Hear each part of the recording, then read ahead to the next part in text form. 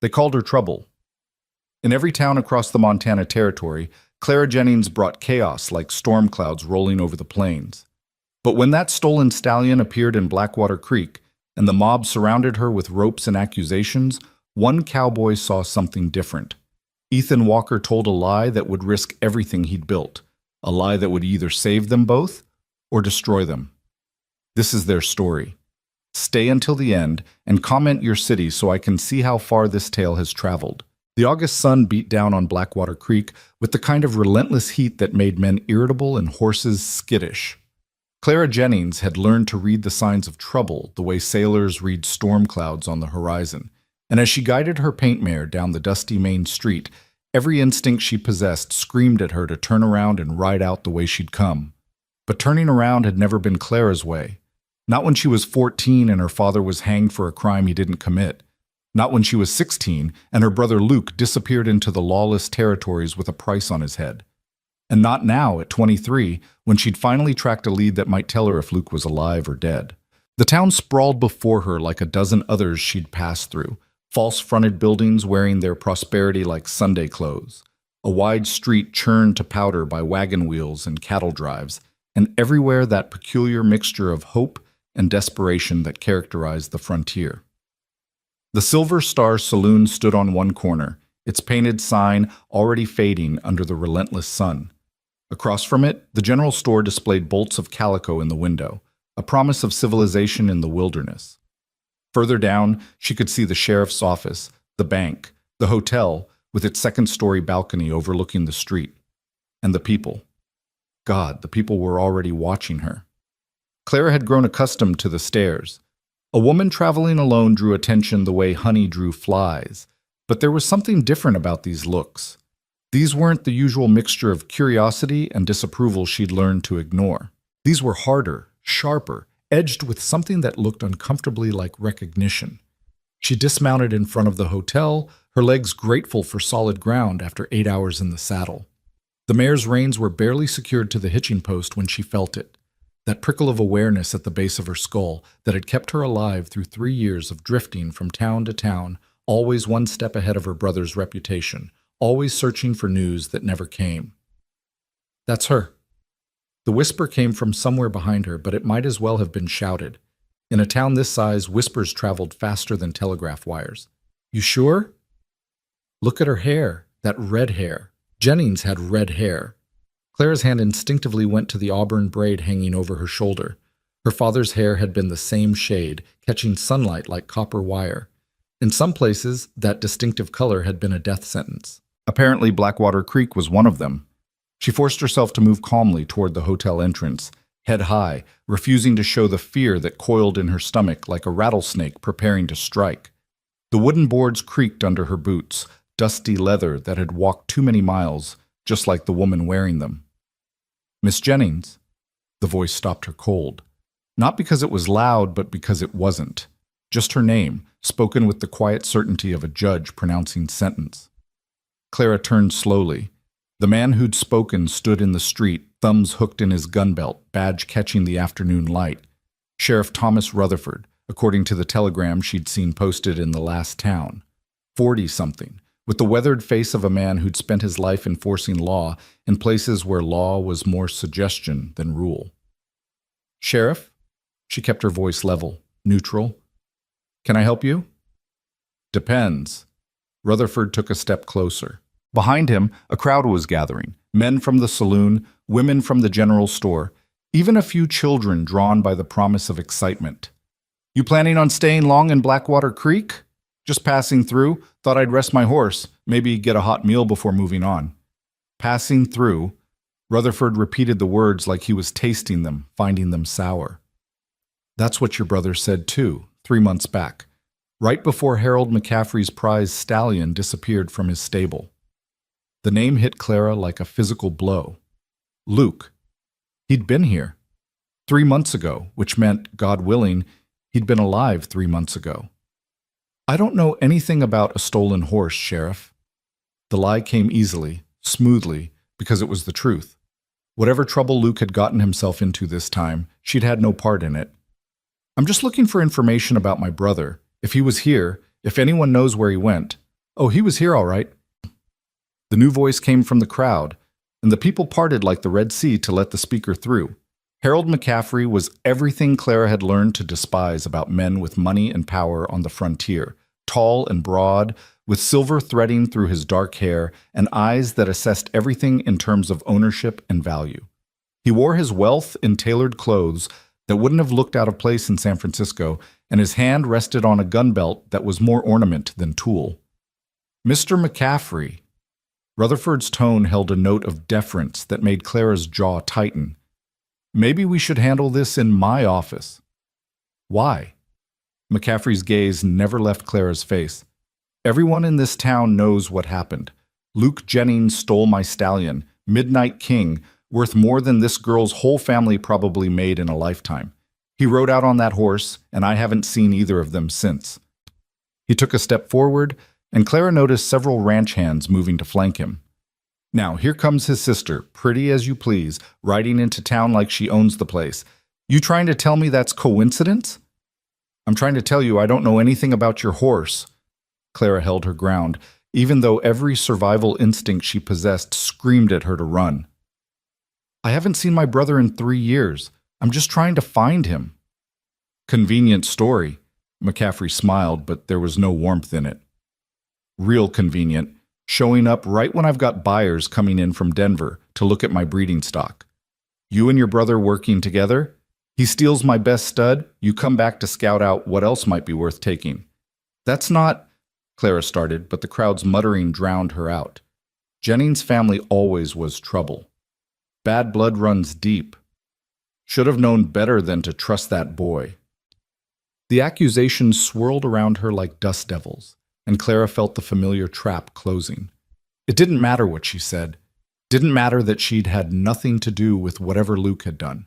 The Jennings name was poison, and she'd been fool enough to think one more town might be different. Sheriff, McCaffrey's voice cut through the noise like a knife.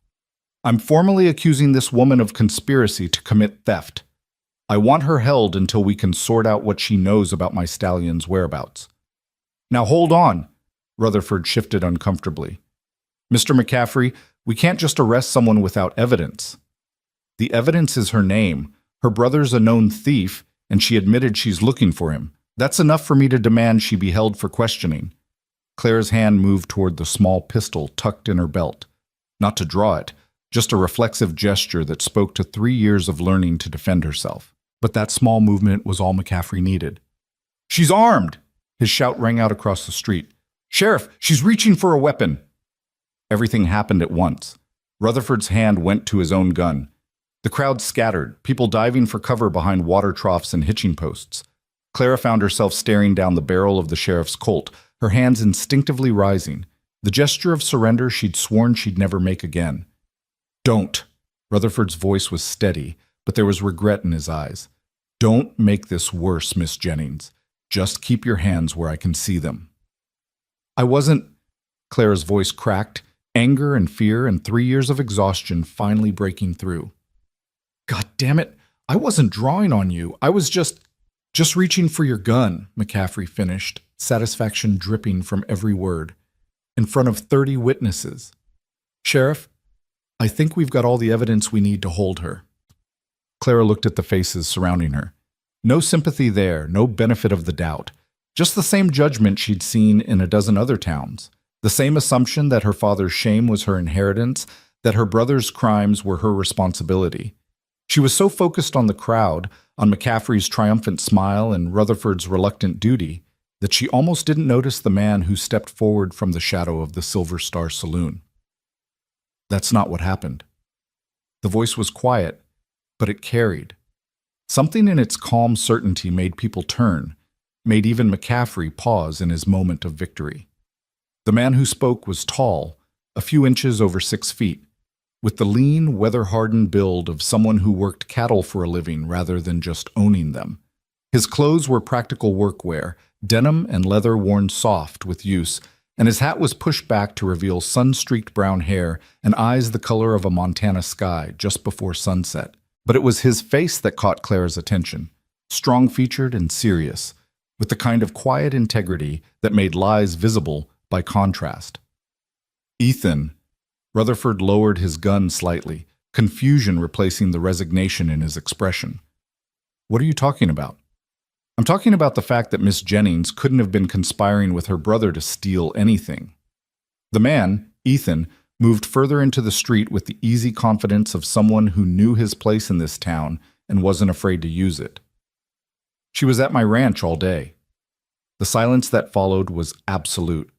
Even the hot wind seemed to hold its breath. What? McCaffrey's face darkened. That's impossible. She just rode into town. She just rode into town from my ranch, Ethan corrected, his tone never changing from that same calm reasonableness. The Double W, 5 miles west. She arrived around dawn, looking for information about her brother. I gave her coffee, answered what questions I could, and sent her on her way a few hours ago. He looked directly at Clara, and something in his steady gaze told her to stay quiet and let him talk. So unless you're accusing me of lying, Sheriff, I think we can agree that Miss Jennings hasn't had time to conspire with anyone about anything. Clara's mind raced. She'd never seen this man before in her life. She'd certainly never been to his ranch. She'd ridden straight through from the last town, sleeping rough in the hills outside Blackwater Creek before gathering the courage to ride in. Everything he was saying was a complete fabrication, and yet he said it with such conviction, such quiet certainty, that even she almost believed him. Ethan Walker, McCaffrey practically spat the name. I should have known you'd stick your nose into this. Always did have a soft spot for strays and lost causes. I have a soft spot for the truth, Ethan replied evenly. And the truth is, you've got no grounds to arrest this woman. She's guilty of nothing more than having an unfortunate family name. The hell she's not. McCaffrey's composure cracked. Her brother stole from me. She comes looking for him. That's conspiracy. That's concern. Ethan turned to face the rancher fully now, and Clara saw several men in the crowd nod slightly, silent support for whatever stand he was making. A sister worried about her brother. Nothing illegal about that, last I checked. Rutherford holstered his gun, looking between the two men with the wary expression of someone caught between a rock and a hard place.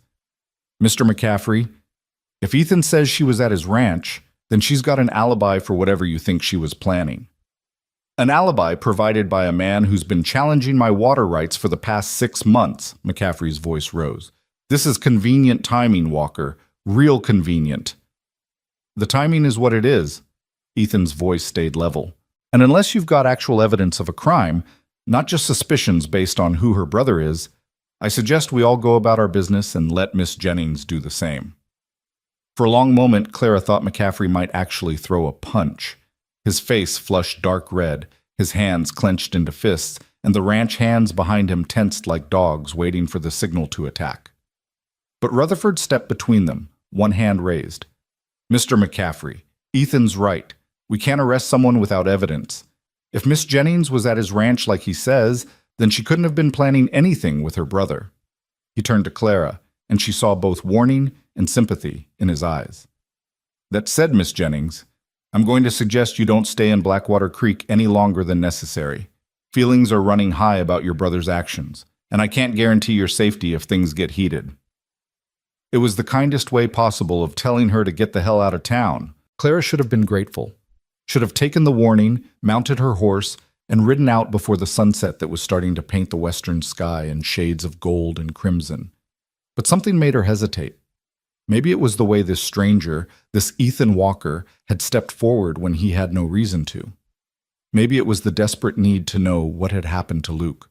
Or maybe it was just 3 years of running, 3 years of being judged for crimes she hadn't committed, finally reaching their breaking point. Sheriff? Her voice sounded stronger than she felt. I appreciate the advice, but I'm not leaving until I get some answers about my brother. I'm not here to cause trouble. I'm just here to find out if he's alive or dead. He's alive, McCaffrey said, and the venom in his voice made it clear he considered that a tragedy. Saw him riding north on my stallion not 3 weeks ago. Recognized that red hair even from a distance. He smiled coldly at Clara. So now you know. Your brother's a thief and he's out there somewhere, probably selling my horse to the highest bidder. You got your answer. Now get out of my town before I find a way to make those conspiracy charges stick. Clara's heart, which had been hammering with fear and adrenaline, suddenly soared. Alive. Luke was alive. 3 weeks ago, which meant the trail wasn't completely cold. If she could just... Miss Jennings, Ethan Walker's voice cut through her racing thoughts. I think maybe you and I should finish that conversation we were having about your brother. He looked at her meaningfully, and Clara understood that he was offering her a way out, a reason to leave town with him, away from McCaffrey's anger and the crowd's judgment. You didn't get a chance to look at those old property maps I mentioned, the ones that show the northern trails. It was an obvious fiction, a thin excuse that wouldn't fool anyone who thought about it for more than a second. But it was also a lifeline, and Clara had learned to grab those when they were offered. Yes, she forced herself to sound calm. Yes, that would be helpful. Thank you, Mr. Walker. Ethan. He moved to where her mare stood at the hitching post, untying the reins with the easy competence of someone who'd handled horses all his life.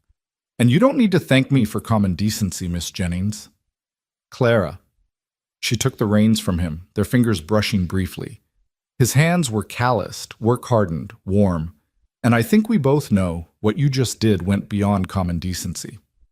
Something flickered in those blue eyes. Amusement, maybe, or acknowledgement of the lie they were both now committed to. My ranch is 5 miles west. Follow the creek road and you can't miss it. I'll ride ahead and make sure the maps are ready.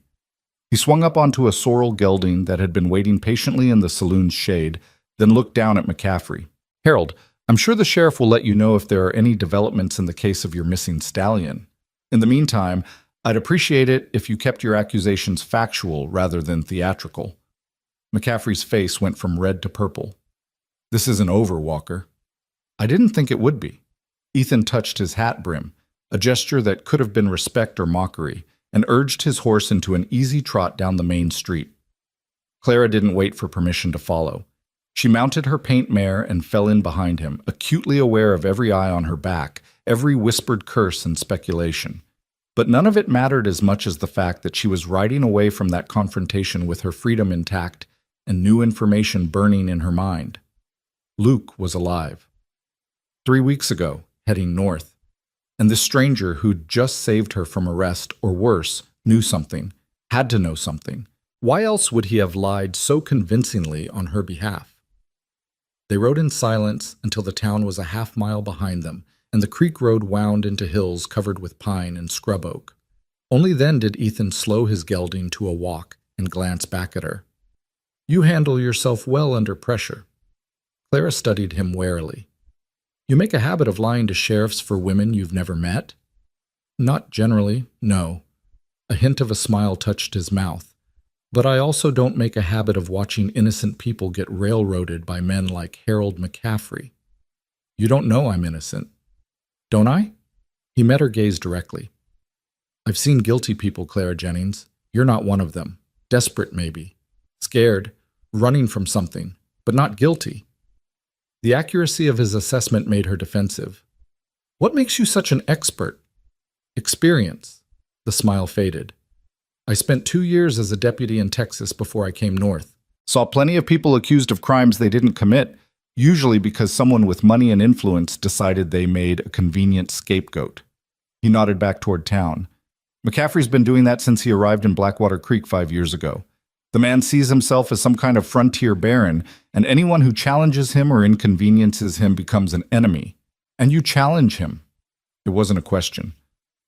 Our ranches share a creek. I won't let him dam it up to fill his fancy irrigation system while my cattle go thirsty. That makes me an enemy. Ethan shrugged. But that's my problem, not yours. Your problem is that your brother really did steal his horse. Clara's brief sense of gratitude evaporated. You don't know that. I do, actually. Ethan pulled his horse to a stop and turned in the saddle to face her fully. Because Luke Jennings showed up at my ranch 6 weeks ago with that stallion. Midnight King. Beautiful animal. 16 hands of pure black thoroughbred, probably worth every penny McCaffrey claimed. He paused. He also showed up with a bullet in his shoulder and a story about being framed for a crime he didn't commit. The world seemed to tilt sideways. What? Your brother's at my ranch, Clara. Has been for the past 6 weeks, healing up and hiding out. That's why I stepped in back there, because I knew damn well you weren't conspiring with him when he's been unconscious with fever for most of the past month. Ethan's expression was serious now, almost grave. And because when I asked him if there was anyone who might come looking for him, anyone who should know he was alive, he mentioned a sister with red hair who'd been searching for him since the day he left home. Clara's throat closed up. She'd imagined this moment 1,000 times, finding Luke, learning he was safe, but never like this. Never with a stranger's quiet revelation on a dusty road while her heart hammered against her ribs. "He's alive," she whispered. "He's really alive." "He's alive, still weak, but getting stronger every day." Ethan hesitated. "Clara, there's more you need to know before we get to the ranch. About what happened, about why he took that horse. But maybe you should see him first. Make sure for yourself that he's all right." She nodded, not trusting her voice. 3 years.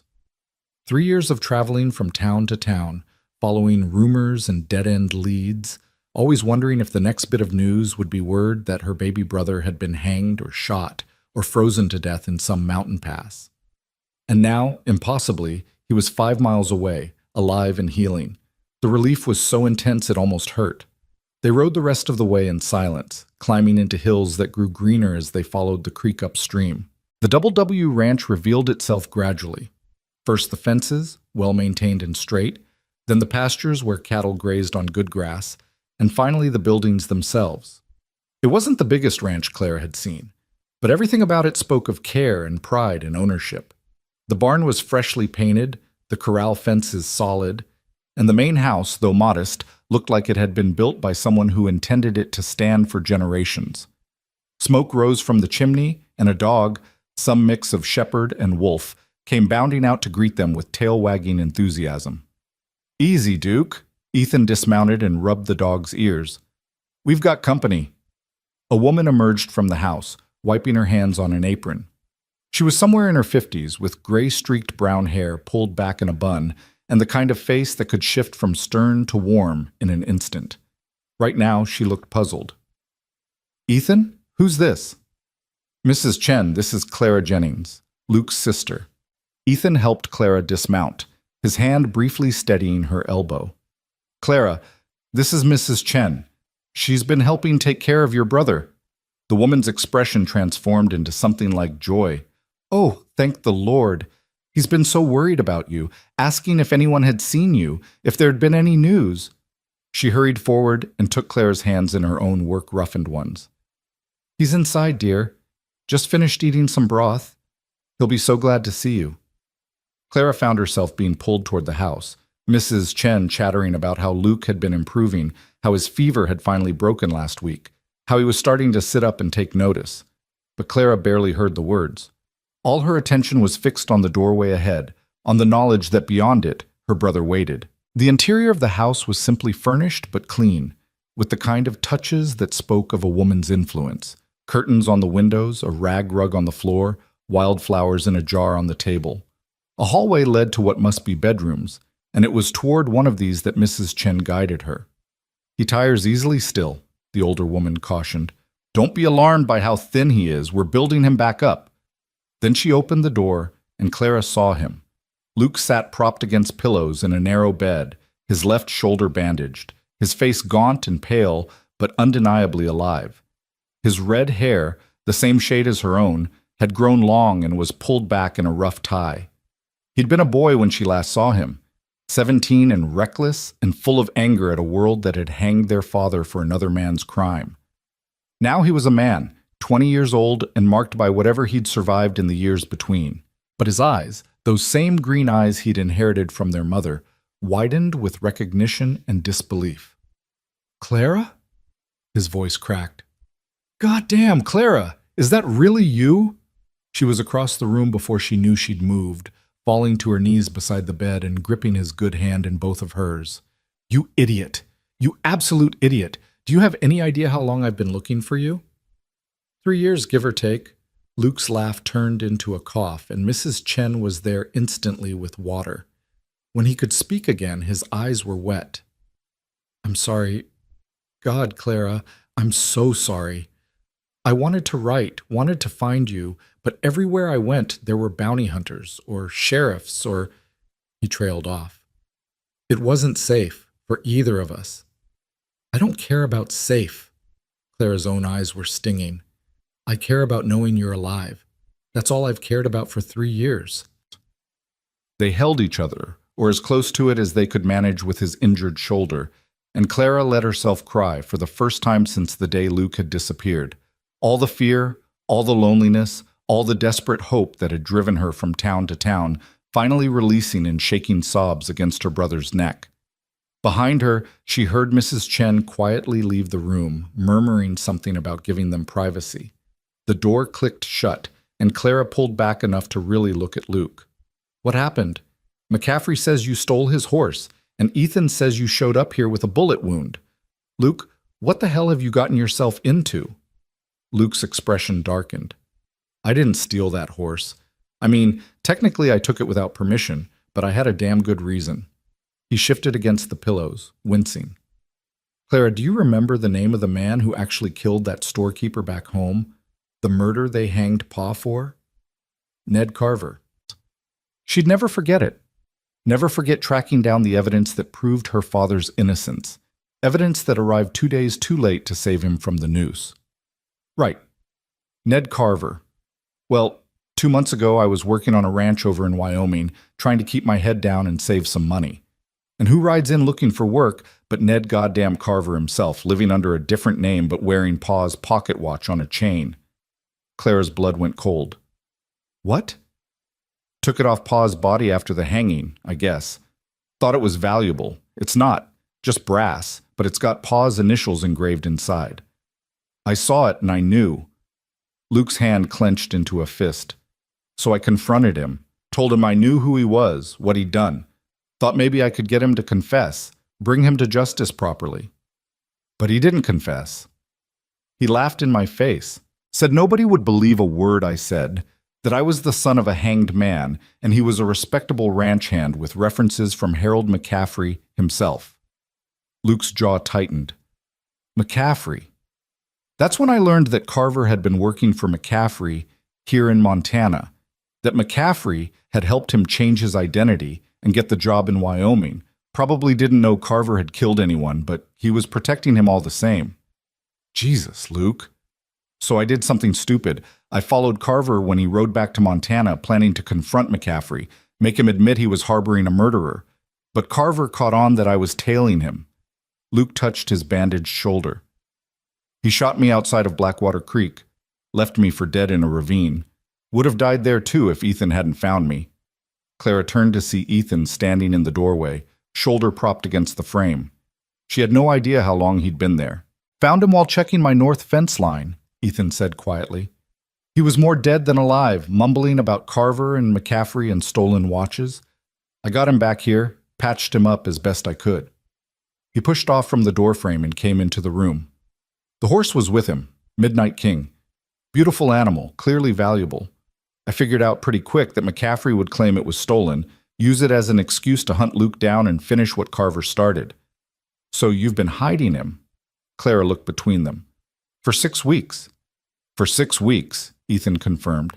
And I'd do it again. Because whatever mistakes your brother made, he doesn't deserve to hang for trying to bring his father's real killer to justice. Luke's face twisted with something between gratitude and guilt. I brought that horse here, though. Made you an accessory to theft.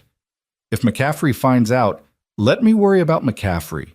Ethan's voice was firm. Right now, you need to focus on healing, and your sister needs to hear the rest of it. The rest? Clara felt her brief moment of relief solidifying back into dread. There's more? Ned Carver is dead, Luke said flatly. Died 2 weeks ago in a bunkhouse fire on one of McCaffrey's outlying properties, along with 3 other men who might have been able to testify about what McCaffrey knew and when. The implications hung in the air like gun smoke. Clara sank into the chair beside the bed, her mind racing. You think McCaffrey killed them? His own men? I think McCaffrey is a man who protects his interests, Ethan said carefully, and I think having a known murderer working for him, even unknowingly, could raise questions about his other business dealings. Questions that a territorial investigation might find very interesting. So he cleaned house. Clara felt sick. Burn the evidence. And now he's fixated on finding Luke because your brother is the only person left who can connect Carver to that old murder in... Ethan looked at Luke questioningly. Nebraska, Luke supplied. Little town called Millerton. Nebraska, Ethan repeated. That's why I lied for you today, Clara. Because if McCaffrey had arrested you, he would have used you as bait to draw Luke out. And if Luke had tried to rescue you... He didn't finish the sentence. He didn't have to. Clara's head was spinning. She'd come to Blackwater Creek looking for information about her brother, expecting at best to find a cold trail and at worst to find a grave.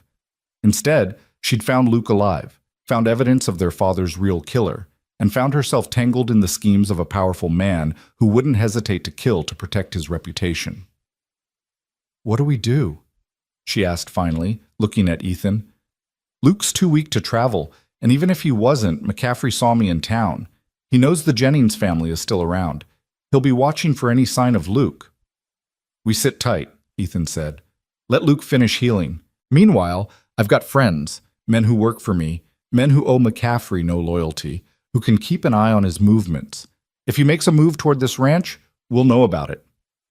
"And then what, we run?" Clara shook her head. "I'm tired of running, Ethan. I've been running for 3 years. Luke's been running longer. When does it end?" "It ends when we have enough evidence to take to the territorial marshal." Ethan pulled up another chair and sat down, his elbows on his knees, his expression serious. "McCaffrey is powerful, but he's not untouchable. If we can prove he knowingly harbored a murderer, if we can connect him to that bunkhouse fire, if we can show a pattern of criminal activity, then even his money and influence won't save him." "That's a lot of ifs," Luke pointed out. "It is," Ethan agreed, "but it's better than the alternatives, which are either running forever or shooting it out with McCaffrey's men and hoping we survive." Silence fell over the room. Outside, Clara could hear the normal sounds of a working ranch, cattle lowing, a horse whinnying, the distant ring of a hammer on metal. Simple sounds of simple work, the kind of life she'd once imagined having before her father's death had shattered that dream. "Why?" she asked quietly. "Why are you doing this? You don't know us. This isn't your fight."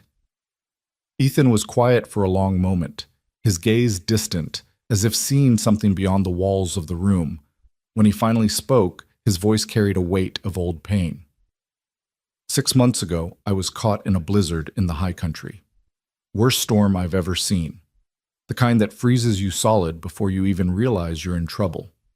My horse broke a leg, and I was 3 miles from any shelter. I should have died out there. He looked at Clara directly. I prayed that night. First time I'd prayed since I was a boy.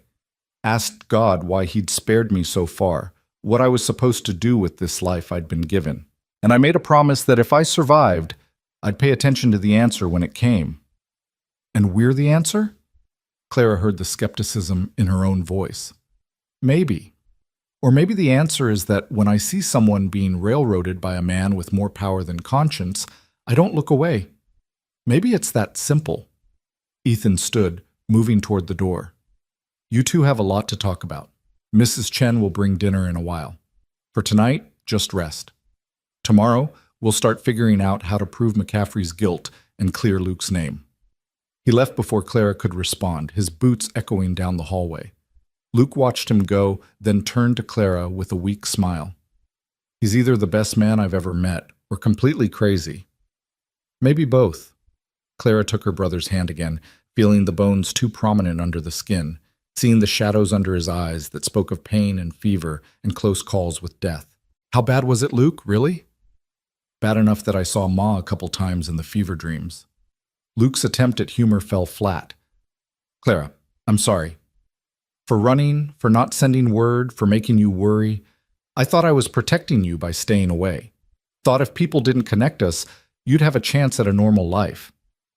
A normal life? Clara laughed bitterly. Luke, Pa's execution destroyed any chance I had at normal. Towns that would have welcomed me as a daughter or a sister shut their doors because of our name. Men who might have courted me heard Jennings and remembered the hanging. There was no normal life waiting for me. There was only the search for you. I should have known that. Should have found you somehow. You were 17 years old and terrified. Clara squeezed his hand. We both were. But we're not anymore, and we're not alone. We've got Ethan and Mrs. Chen and a chance to finally clear our family's name. Not just Pa's name, our name, yours and mine. Luke's eyes were getting heavy, exhaustion pulling at him despite his obvious desire to keep talking.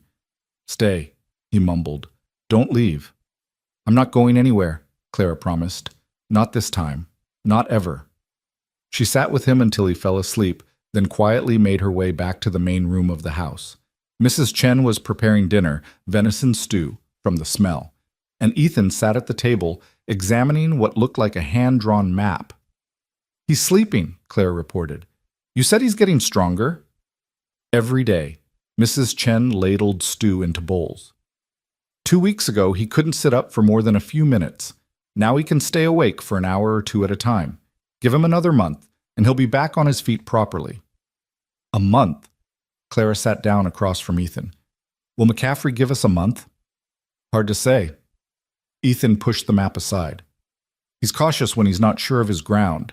Confronting you in town today was a power play, but he backed off when I gave you an alibi. He'll investigate, probably send some men to watch the ranch, see if your brother shows up. But as long as Luke stays hidden and you stay close, we should be safe enough. Unless someone tells him I'm here. Everyone who works for me knows Luke's story. They won't talk. Ethan's confidence was absolute, and the few neighbors close enough to notice an extra person around are good people who mind their own business. Clara wanted to believe him, wanted to trust in this strange sanctuary that had appeared just when she needed it most. But 3 years on the run had taught her that safety was always temporary, that trouble had a way of finding her no matter how careful she was. As if reading her thoughts, Ethan added, I know you've got no reason to trust me, but Clara, I meant what I said.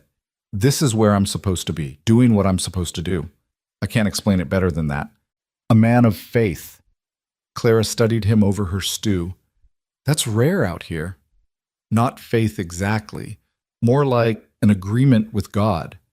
I keep my promises and I try to do right by people. In return, I get to keep this ranch and the life I've built. He smiled slightly.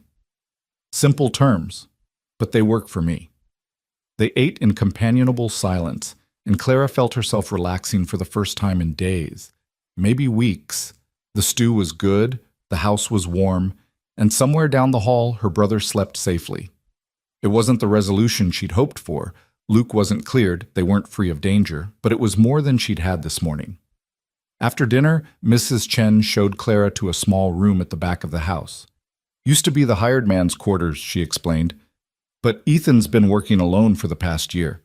You can stay here as long as you need. The room was simple. A bed, a dresser, a window overlooking the creek, but it felt like luxury compared to the ground beds and cheap hotels Clara had been living in. She thanked Mrs. Chen and was preparing for sleep when a knock came at the door. Ethan stood in the hallway, holding a leather-bound book and looking slightly awkward. I thought you might want something to read. It's just some poetry. Longfellow mostly, but Mrs. Chen says Luke has been asking for it, and I thought maybe you'd like to read to him tomorrow. Clara took the book, touched by the gesture. Thank you. For this, and for everything else. I still don't understand why you're helping us, but I'm grateful. You can pay me back by helping with the ranch work, Ethan said. I'm a man short since Luke's been laid up, and there's always more work than daylight. If you can ride and aren't afraid of cattle, I could use an extra hand. It wasn't charity, Clara realized. It was dignity, a way for her to contribute, to earn her keep rather than simply accepting help. I can ride, and I'm not afraid of anything with 4 legs. When do I start? Tomorrow, Dawn. Bring gloves if you have them. He tipped his hat and turned to go, then paused. Clara, what you said in town about not being trouble, you were right. You're not trouble. You're just someone who's had more than her share of it. He was gone before she could respond, leaving her standing in the doorway with a book of poetry and a strange warmth in her chest that had nothing to do with the summer heat. That night, Clara dreamed of her father's face, not as it had looked on the gallows, but as it had been in better times, smiling over a Sunday dinner or teaching her to ride. And for the first time in 3 years, the dream didn't end with the sound of the trapdoor falling. She woke to birdsong and the smell of coffee, to a new day that held possibility instead of just survival. And somewhere in the house, she could hear her brother coughing, alive, healing, safe for at least one more sunrise. It wasn't much, but it was enough to build on. Dawn came cold and clear, the kind of Montana morning that burned off into heat by noon but started with frost on the grass and breath visible in the air. Clara woke to the sound of roosters and the distant lowing of cattle, disoriented for a moment before remembering where she was. The Double W Ranch. Safety, at least for now. She dressed quickly in the same worn traveling clothes from yesterday. There'd been no time to pack anything else before leaving the last town, and made her way to the kitchen. Mrs. Chen was already there, rolling out biscuit dough with practiced efficiency, and the smell of coffee filled the room like a benediction. "Morning, dear." The older woman didn't look up from her work. "Ethan's already out checking the south pasture. Said to tell you breakfast is on the table, and you should eat before he puts you to work."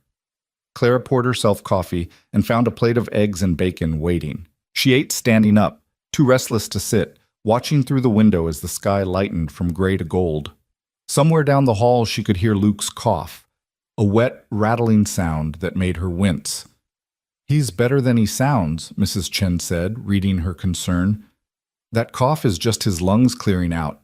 Doctor said it's a good sign, actually, means he's healing." "There's a doctor who knows he's here?" "Doc Morrison. Good man," keeps his mouth shut. Mrs. Chen shaped the last biscuit and slid the pan into the oven. "He's the one who dug that bullet out of your brother's shoulder. Comes by once a week to check on him. Doesn't charge because Ethan helped his son out of some trouble a few years back. You'll learn that about Ethan. He's got friends all over this territory, people who owe him favors or just plain respect him." Clara thought about the way Ethan had faced down McCaffrey yesterday, the quiet authority in his voice. "How long has he owned this ranch?" 5 years, give or take. Bought it from a widow whose husband died in a mining accident. Place was run down, half the fences falling apart, but Ethan saw potential. Mrs. Chen smiled with obvious affection. "He's built it into something good. Not the biggest spread in the territory, but profitable and honest. That matters out here." The door opened and Ethan himself appeared, stamping dust off his boots. He looked like he'd already put in a full day's work, shirt sleeves rolled up, hat pushed back, a smudge of dirt on his jaw. His eyes found Clara immediately. "You ready to work, or you need more time?" Clara drained her coffee and set the cup down firmly. "I'm ready." "Good. We've got about 50 head that need moving from the south pasture to the north. Creek's running low down south, and I want them near better water." He grabbed a biscuit from the cooling rack, earning a swat from Mrs. Chen. "You ever worked cattle before?" "Some. My father had a small ranch before—" She didn't finish the sentence. Before everything fell apart. Before the hanging. Before her life became an endless series of before and afters.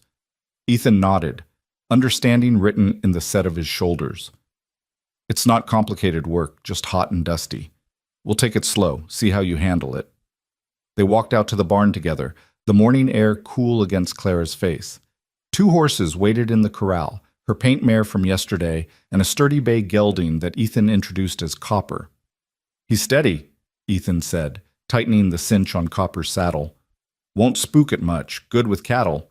I figured you'd want to save your mare for when you need speed rather than stamina." Clara appreciated the consideration. She'd been riding that paint for 2 years, and the mare had earned some easy days. She swung up onto Copper's back, settling into the worn saddle with the ease of someone who'd grown up on horseback. Ethan mounted his sorrel and led the way south, Duke the dog trotting alongside.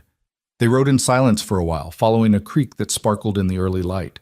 Clara found herself studying Ethan, the way he sat his horse like it was an extension of himself, the easy scan of his eyes across the landscape, constantly checking fence lines and water levels and the general state of his land. "You've got questions," he said without looking at her. "Go ahead and ask." "Why'd you really lie for me yesterday?" Clara kept her voice neutral. "And don't tell me it's because you made some promise to God in a blizzard. Men don't risk their reputations on divine inspiration." Ethan was quiet for a long moment, long enough that Clara thought he might not answer. Then he said, "My younger sister was 19 when she got accused of stealing from the family she worked for in Kansas. She was innocent. Turns out it was the family's son who'd been taking money to pay gambling debts. But by the time the truth came out, Sarah had already been run out of town by people who were supposed to protect her." His jaw tightened. She died that winter, caught pneumonia sleeping rough because no town would take her in once word spread about the theft accusation. Clara's chest constricted. I'm sorry. It was 8 years ago, but when I saw you standing in that street yesterday, surrounded by people ready to condemn you for something your brother supposedly did, all I could see was Sarah. He finally looked at her. So yes, I lied. And I'd do it again. They crested a small hill and the south pasture spread out before them, maybe 40 acres of decent grazing land with a creek running through the middle. The cattle were scattered across it, red and white Herefords mostly, with a few longhorns mixed in. All right, Ethan said, shifting back into work mode. Here's what we're going to do. You take the east side, I'll take the west.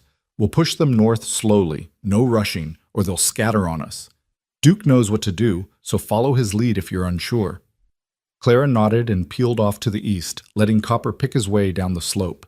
The dog was already moving, weaving through the herd with purposeful intent, and Clara found herself falling into the rhythm of it, calling out to the stragglers, using her horse's bulk to turn the cattle north, working in silent coordination with Ethan on the opposite side. It was hard work, the kind that required constant attention and left no room for worry or fear or the 100 other emotions that had been churning through her since yesterday.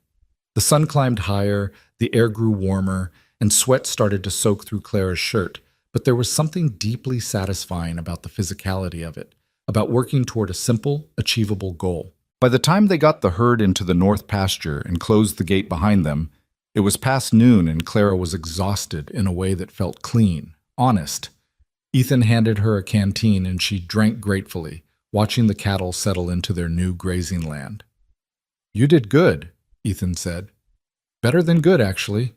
You've got instincts for this work. The praise warmed her more than it should have. My father taught me.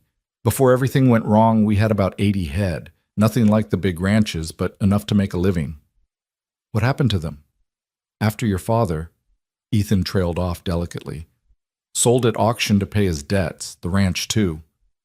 Clara's voice was flat, reciting facts that had long since lost their ability to hurt. Or so she told herself.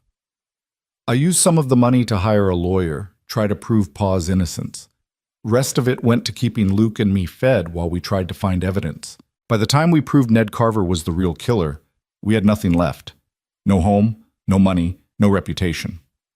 But you had each other. Until Luke ran. Clara took another drink. He thought if he disappeared, people would stop connecting me to the scandal, stop seeing me as the daughter of a hanged man. He was wrong, but his heart was in the right place. They rode back toward the ranch house in companionable silence, the kind that comes from shared work and mutual understanding. Clara felt herself relaxing in increments, the constant vigilance that had kept her alive for 3 years easing just slightly. Not gone, she wasn't fool enough to think she was safe, but diminished enough that she could breathe without feeling like the air might be poisoned.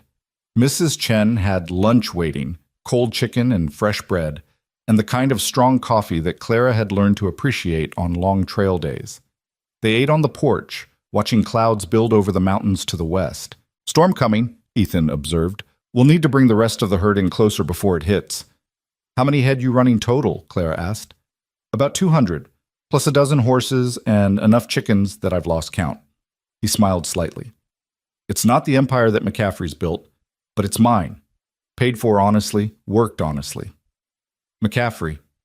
Claire had been trying not to think about the rancher, but his name hung over everything like those building storm clouds. What's his next move going to be? Hard to say. He'll wait, watch, probe for weaknesses. Ethan set down his coffee cup. That's how he operates. He tried to buy this ranch from me 2 years ago, offered me 3 times what it's worth. When I said no, he started filing complaints with the Territorial Land Office, claiming I was squatting on property that should be public grazing. Took me 6 months and most of my savings to prove my deed was legitimate. And the water rights dispute misses. Chen mentioned? That's ongoing. The creek that runs through both our properties, McCaffrey wants to dam it up near the source, says he needs the water for irrigation. But if he does that, my cattle won't have enough water in the dry season. Ethan's expression hardened. He's got lawyers working on it, filing motions in territorial court. I've got the law on my side, prior water rights and all that. But McCaffrey's got money and influence. Sometimes that matters more than the law. Clara heard the frustration beneath his calm tone. You could sell, take his money and start over somewhere else. I could. Ethan met her eyes. But then what? Let him win? Let him think he can just buy or bully his way to whatever he wants? No. Some things are worth fighting for, even when the odds aren't good. Before Clara could respond, the sound of hoofbeats interrupted them. Two riders came up the road at an easy lope, ranch hands from the look of them, both young men in their 20s wearing work-stained clothes and easy smiles. Boss? The first one, dark-haired with a Mexican accent, tipped his hat. We got the fence repaired on the east section like you asked. Should hold unless we get a real bad storm. Good work, Miguel. Ethan stood. Clara, these are my hands, Miguel Reyes and Tom Fletcher. Boys, this is Clara Jennings. She'll be working with us for a while.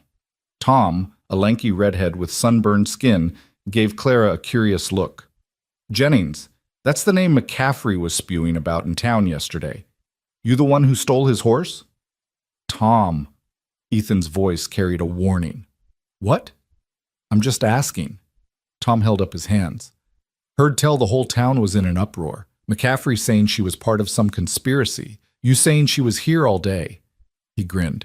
Which I know for a fact is bullshit, because I was here all day and didn't see her until just now. That's because she was at the South Line cabin, Ethan said smoothly, checking it for winter supplies, like I asked her to. Miguel and Tom exchanged glances that said they didn't believe a word of it, but were smart enough not to push. Miguel turned to Clara with a slight smile. Welcome to the Double W, senorita. Any enemy of McCaffrey's is a friend of ours. I'm not exactly his enemy, Clara started, but Tom cut her off with a laugh. You're a Jennings. You questioned his authority in public, and Ethan vouched for you. That makes you his enemy 3 times over. He swung down from his horse. But like Miguel said, that just means you're in good company. Over the next hour, Clara learned that Ethan employed 4 full-time hands, Miguel and Tom, plus 2 others named James and Pete, who were out checking the western fence line. All of them lived in a bunkhouse behind the main barn. All of them spoke of Ethan with a mixture of respect and genuine affection, and all of them seemed to know about Luke hiding in the house. Boss saved my life, Miguel said simply when Clara asked why they were so loyal. I got caught in a stampede 3 years ago. Got my leg crushed. Most ranchers would have let me go, said I couldn't work anymore. Ethan paid for the doctor, kept me on wages while I healed, and when I could ride again, gave me my job back. A man doesn't forget that kind of loyalty. Tom's story was different, but similar. He'd been caught stealing food in town, desperate and starving, and Ethan had paid for what he'd taken and offered him work instead of letting the sheriff arrest him. Been working honest ever since, Tom said. And I'd follow the boss into hell if he asked me to. Clara understood then that Ethan hadn't just built a ranch. He'd built something rarer and more valuable. He'd built trust, loyalty, the kind of bonds that couldn't be bought or bullied. It made her both hopeful and afraid, because men like Harold McCaffrey didn't understand loyalty. They only understood power, and they destroyed what they couldn't control. The afternoon was spent on smaller tasks, mending tack, mucking out stalls, the endless maintenance that kept a ranch running. Clara worked alongside Miguel, who treated her like any other hand rather than a woman in need of special consideration. She appreciated that more than she could say. As the sun started its slow descent toward the mountains, Mrs. Chen called them in for supper. The meal was served family-style around the big table in the kitchen, beef stew and biscuits and green beans from the garden. Miguel and Tom ate with them, the conversation easy and ranging from cattle prices to the upcoming territorial fair to speculation about when the first snow would hit. Clara listened more than she talked, soaking in the normalcy of it. This was what she'd lost when her father died, this sense of community, of belonging, of being part of something larger than just survival. She'd forgotten what it felt like. After supper, she slipped away to check on Luke. He was awake, propped up with pillows and looking stronger than he had that morning. His color was better, and the shadow of fever had lifted from his eyes. You look like you've been working, he said, taking in her dusty clothes and wind-burned face. Helping with the cattle. Ethan's got me earning my keep. Clara pulled up the chair beside his bed. How are you feeling? Like I got shot and spent 6 weeks recovering. Luke's attempt at humor fell flat. Clara, I've been thinking about what happens next. Even if we prove McCaffrey was protecting Carver, even if we clear my name, what then? We've got no money, no prospects. You can't spend your whole life taking care of your outlaw brother. You're not an outlaw, you're innocent. I stole a horse, Clara. Even if I had good reason, that's still theft. And every bounty hunter and lawman between here and Texas knows my face by now. Luke's voice dropped. Maybe you should go. Head east, start over somewhere they've never heard the name Jennings. Find some decent man, settle down, have the life you deserve. Clara felt her temper flare. You think I rode halfway across Montana territory to find you just so I could abandon you again? You think I spent 3 years sleeping rough and dodging sheriffs and scraping by on nothing just so I could walk away the minute things got complicated? I think you deserve better than this. Luke gestured at himself, at the room, at their entire situation. Better than taking care of a brother who keeps making your life harder. What I deserve, Clara said fiercely, is to decide for myself what my life looks like, and I decide it includes you. We're family, Luke.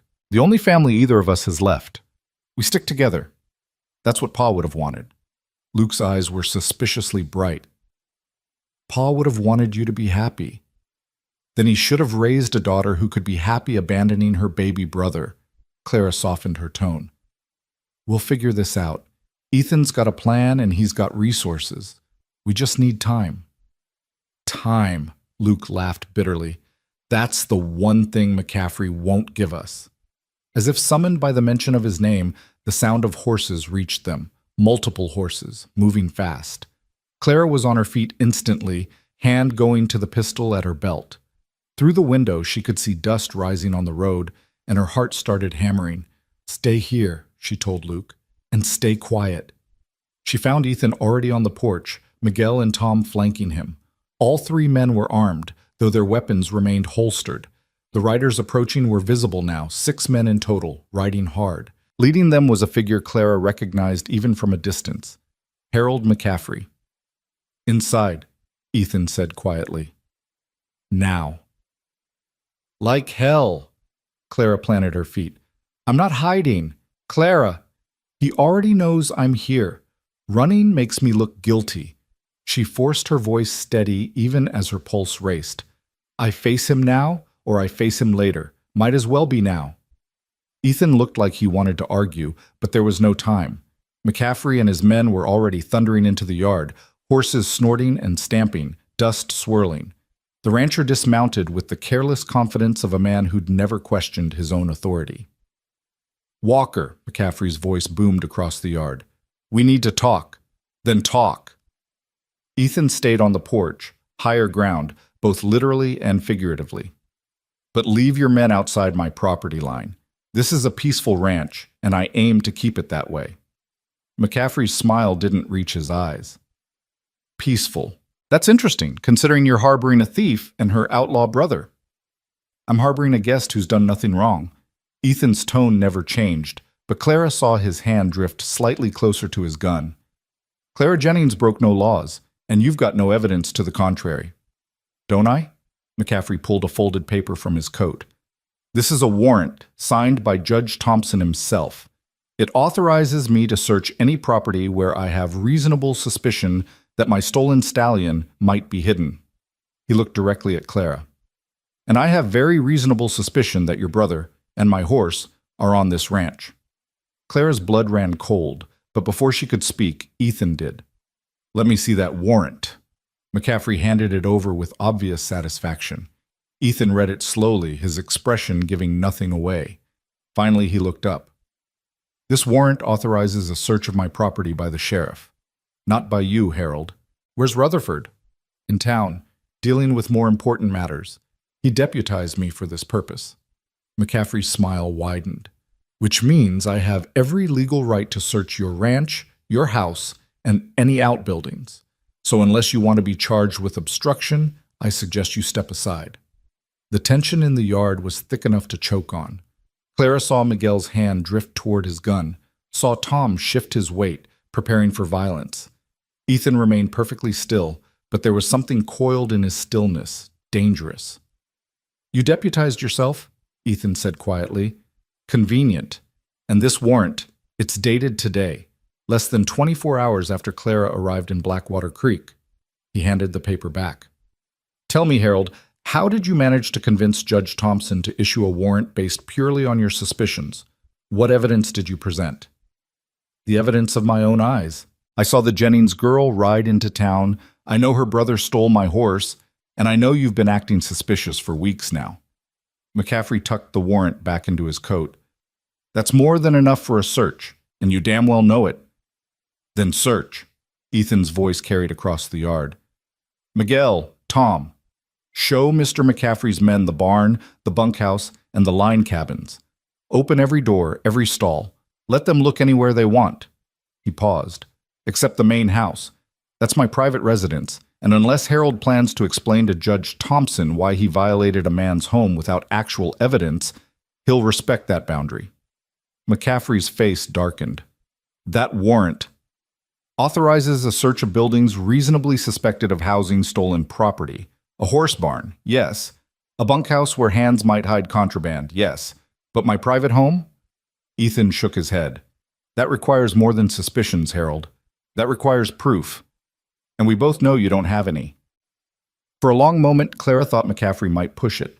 His hand hovered near his gun, his men were tense and ready, and the whole situation balanced on the edge of violence. But then, unexpectedly, McCaffrey laughed. You're a clever man, Walker. I'll give you that. He turned to his men.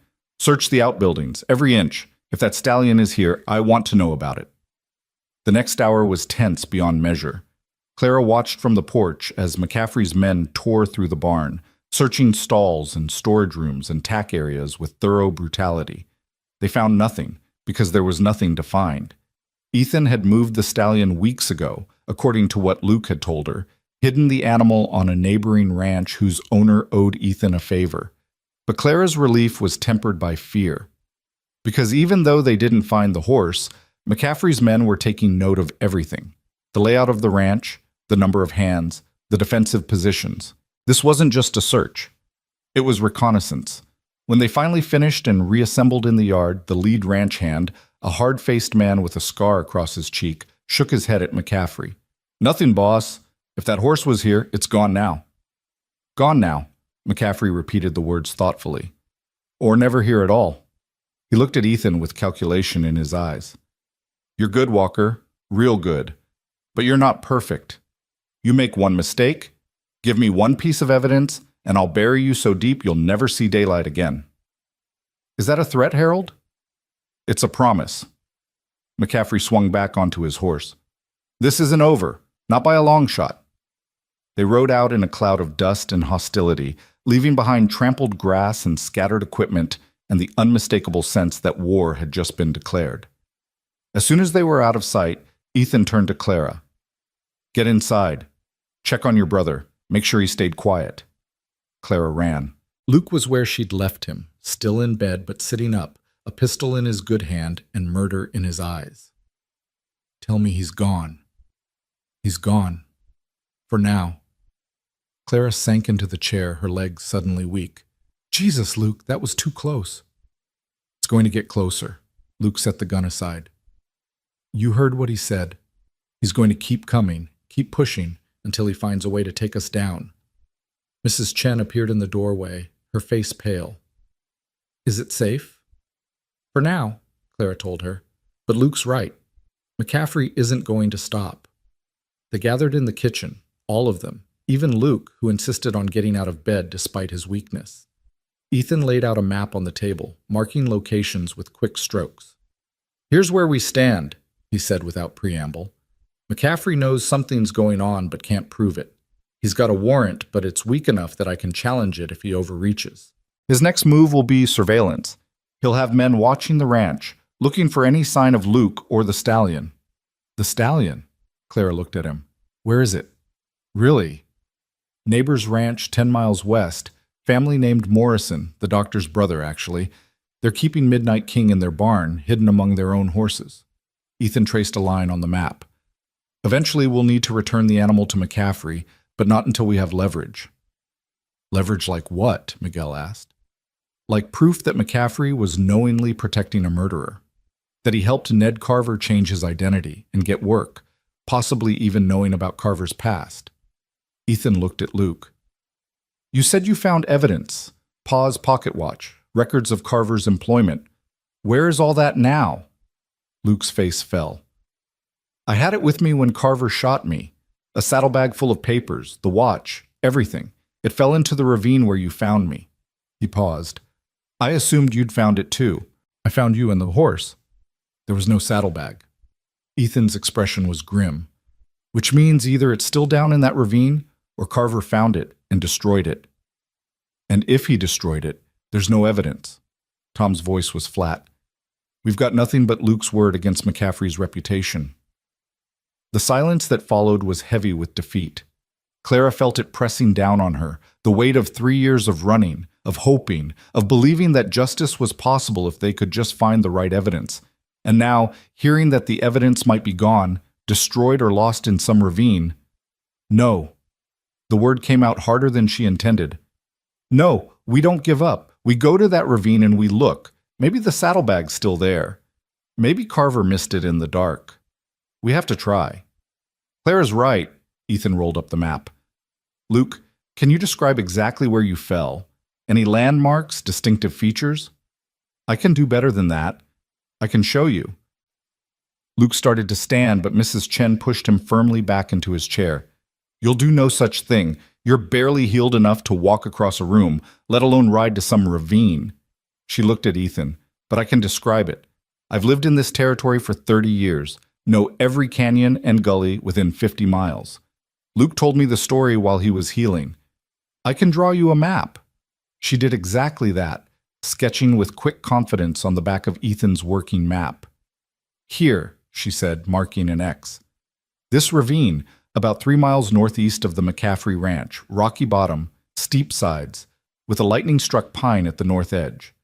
That's where Luke says he fell. Ethan studied the map, his expression thoughtful. That's uncomfortably close to McCaffrey's property. If we go looking there and his men spot us, then we go at night, Clara said, when his men are either asleep or too busy to notice. Too dangerous.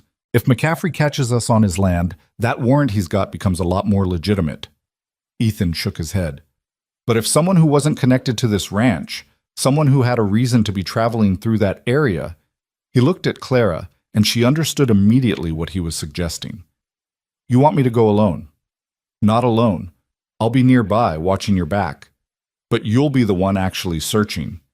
Ethan's voice was steady, reasonable. If you're caught, you can claim you were just traveling through, looking for a place to camp.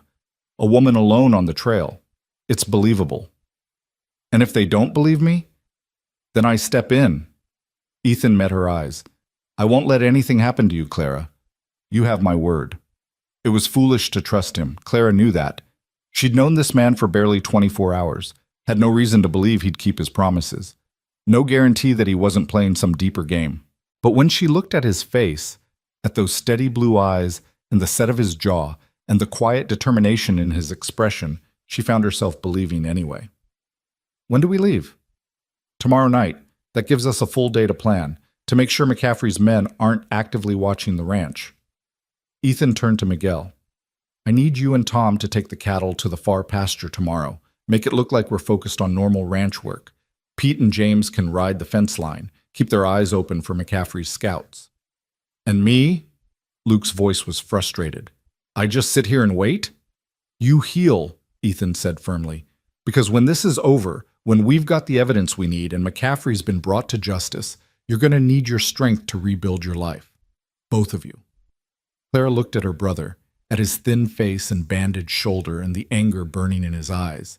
She understood that anger. It was the same fury that had sustained her through 3 years of searching, the same fire that kept her moving when every logical part of her brain said to give up. But fury wasn't enough anymore. They needed evidence, strategy, and most of all, they needed to be smart. Luke, she said quietly, Ethan's right. Let us handle this. You focus on getting strong enough to ride when we need to run. I'm tired of running. So am I. Clara squeezed his hand, but sometimes running is how you survive long enough to fight back. Pa taught us that. Luke's resistance crumbled. He slumped back against his chair, exhausted from even this small exertion. Just promise me something. Promise me that when you do fight back, you hit McCaffrey hard enough that he never gets up again. I promise, Clara said, and meant it with every fiber of her being. The rest of the evening was spent in preparation. Mrs. Chen packed supplies, dried beef, hard biscuits, canteens of water. Miguel checked Clara's saddle and tack, making sure everything was sound. Tom cleaned and loaded extra pistols, his young face serious with the weight of what they were planning. And Ethan sat with Clara on the porch as the sun set, teaching her the landmarks she'd need to navigate by moonlight, drilling her on what to say if she was caught, making sure she understood the risks. "This ravine," he said, tracing the route on Mrs. Chen's map. "It's steep, but not impossible to climb down. The problem is that once you're in it, you're trapped. Only two ways out, north and south. If McCaffrey's men spot you and block both exits, you'll be caught." "Then I don't get spotted." Clara studied the map, memorizing the details. "How long do I have to search before you pull me out?" "An hour at most. After that, the risk gets too high." Ethan folded the map carefully. "Clara, if you don't find anything in that hour, we let it go. We find another way to fight McCaffrey." "There is no other way, not without evidence."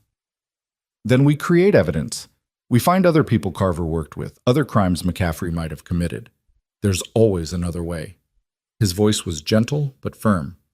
"I won't have your death on my conscience just to settle a score with Harold McCaffrey." Clara wanted to argue, wanted to tell him that she'd been risking her life for 3 years and didn't need his protection now. But the words died in her throat because there was something in his expression, a depth of concern that had nothing to do with strategy or justice, and everything to do with her as a person, with Clara Jennings, the woman, rather than Clara Jennings, the convenient ally. "Why do you care?" she asked quietly. "Really? Your sister died 8 years ago. You've already saved my brother's life. Why keep risking everything for people you barely know?" Ethan was silent for a long time, watching the last light fade from the sky. When he finally spoke, his voice was low and honest in a way that made Clara's chest tighten. 6 months ago, in that blizzard, I was so cold I couldn't feel my hands. So lost I couldn't tell north from south. I knew I was dying, and all I could think was, what a waste. What a goddamn waste of a life. I'd built a successful ranch, sure, made money, earned respect. But I hadn't done anything that mattered, hadn't helped anyone who really needed it, hadn't made a difference beyond my own small corner of the world. He turned to look at her, and in the gathering darkness, his eyes seemed to hold their own light. "Then I found Luke bleeding in that ravine, and you showed up looking for him. And suddenly I had a chance to do something that mattered, to help people who deserved help, to stand up to a man who's used his power to hurt too many innocent folks. So that's why I care, Clara, because you and your brother are my answer to that prayer in the blizzard. You're my chance to make this life mean something more than just survival." Clara had no words for that. No way to respond to such raw honesty, except with honesty of her own. "I'm scared," she admitted. "Scared that we're going to fail.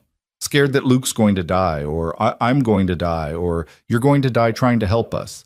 Scared that even if we win, even if we clear our names, we'll still be the children of a hanged man, still be marked by that shame." "Then we'll be scared together," Ethan said simply. "And we'll do what needs doing anyway. That's all courage is, Clara, being scared and doing it anyway." They sat in silence after that, watching stars emerge in the darkening sky. Somewhere in the distance, a coyote howled, and the wind carried the smell of coming rain. Tomorrow night, Clara would ride into danger again, would climb down into that ravine and search for evidence that might not exist, would risk everything on a desperate gamble. But tonight, sitting on this porch beside a man who'd lied to save her, she allowed herself something she hadn't felt in 3 long years. She allowed herself hope. The day that followed felt interminable, stretched thin like wire about to snap. Clara threw herself into ranch work with a desperate energy, trying to keep her mind from circling endlessly around what would happen when darkness fell. She helped Miguel repair fence posts in the east pasture, the physical labor a welcome distraction from the knot of anxiety in her stomach. Every time a rider appeared on the horizon, her hand instinctively moved toward her gun, but it was always just Tom or Pete checking in, reporting no sign of McCaffrey's men. Luke spent the day restless and irritable, pacing the confines of his room like a caged animal, despite Mrs. Chen's orders to rest. Clara checked on him at midday and found him sitting by the window, staring out at the mountains with an expression that broke her heart. "I should be going with you," he said without looking at her. "It's my fight, my mess. You shouldn't have to risk yourself cleaning it up." It stopped being just your fight the day Pa was hanged. Clara sat on the edge of his bed. This is about all of us now, about clearing the Jennings name once and for all, or dying in the attempt. Luke finally turned to face her. "Clara, if something happens to you tonight, if McCaffrey's men catch you, I won't be able to live with myself. You're all the family I have left." "Then I guess I'd better not get caught." She tried for lightness, but the words fell flat. "Luke, I need you to promise me something. If this goes wrong, if I don't come back, you get out of here. You let Ethan help you disappear, and you build a life somewhere far away from Montana territory. You don't try to avenge me or do anything stupid. You just live. Can you promise me that?" Luke's jaw worked, emotions warring across his face. Finally, he nodded. "I promise. But only if you promise to come back." "I promise to try my damnedest." Clara squeezed his hand and stood. "Get some rest, Mrs. Chen says you need to keep your strength up." She found Ethan in the barn, checking the shoes on her paint mare. He looked up as she entered, and something in his expression told her he'd been thinking about tonight just as much as she had. "How's your brother holding up?" "About as well as can be expected." Clara leaned against a stall door. "He wants to come with us." "Can't allow that. He's too weak, and if something goes wrong, having him there would just make things worse." Ethan set down the mare's hoof and straightened. "But I understand why he wants to. It's hard watching someone else fight your battles." "Is that what you're doing? Fighting our battle?" "I'm fighting for what's right. Sometimes that's the same thing." He moved to the next horse, his hands working with practiced efficiency. "You ever been in a situation where violence was the only way out?" The question surprised her. "Once. 2 years ago, in Wyoming. A drunk cowboy decided he didn't like being told no by a woman traveling alone. Came at me with a knife."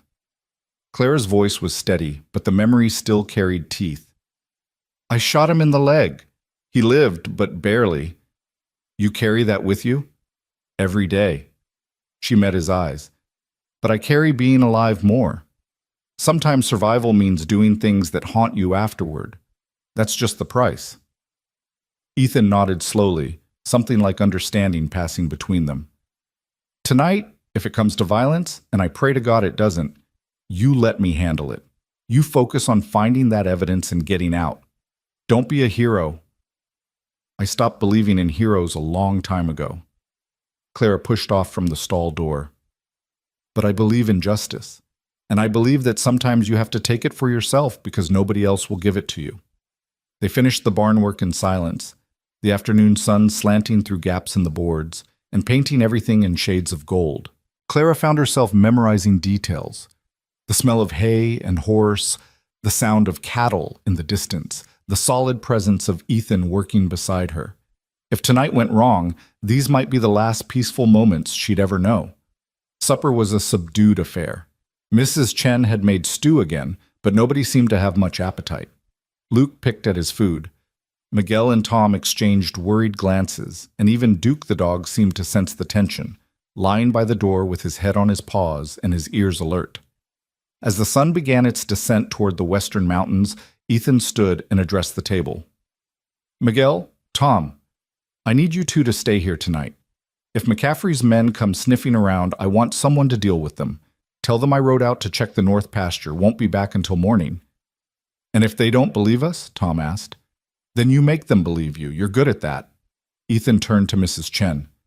"Keep Luke inside. Keep the lights low. If anything happens, if you hear gunshots or see trouble coming, you get him on a horse and you ride to the Morrison Ranch. Dr. Morrison will know what to do." Mrs. Chen's face was pale, but determined. "We'll be fine. You just bring this girl back safe." "That's the plan." Ethan looked at Clara. "You ready?" She wasn't, not even close, but she nodded anyway. "Let's get this done." They left as the last light faded from the sky, riding northeast with the confidence of people who had every right to be out on their own land. But once they were a mile from the ranch, Ethan led them off the main trail and into rougher country, following paths that only someone who'd lived here for years would know. The moon rose full and bright, turning the landscape into something otherworldly, all silver shadows and sharp edges. Clara's mare picked her way carefully over rocky ground, following Ethan's sorrel with the trust of a horse that knew its rider wouldn't lead it wrong. They rode for what felt like hours but was probably only 40 minutes, climbing into hills that grew steeper and more desolate with each passing mile. Finally, Ethan raised a hand and they stopped. He dismounted and moved to Clara's side, speaking in a voice barely above a whisper. "We're about half a mile from the ravine. From here on, we go on foot. The horses would just make noise and leave tracks." He pulled a coil of rope from his saddlebag and slung it over his shoulder. "I'll go first. Make sure the area is clear. You stay here until I signal." "How will you signal?" "Owl call. 3 short, 1 long.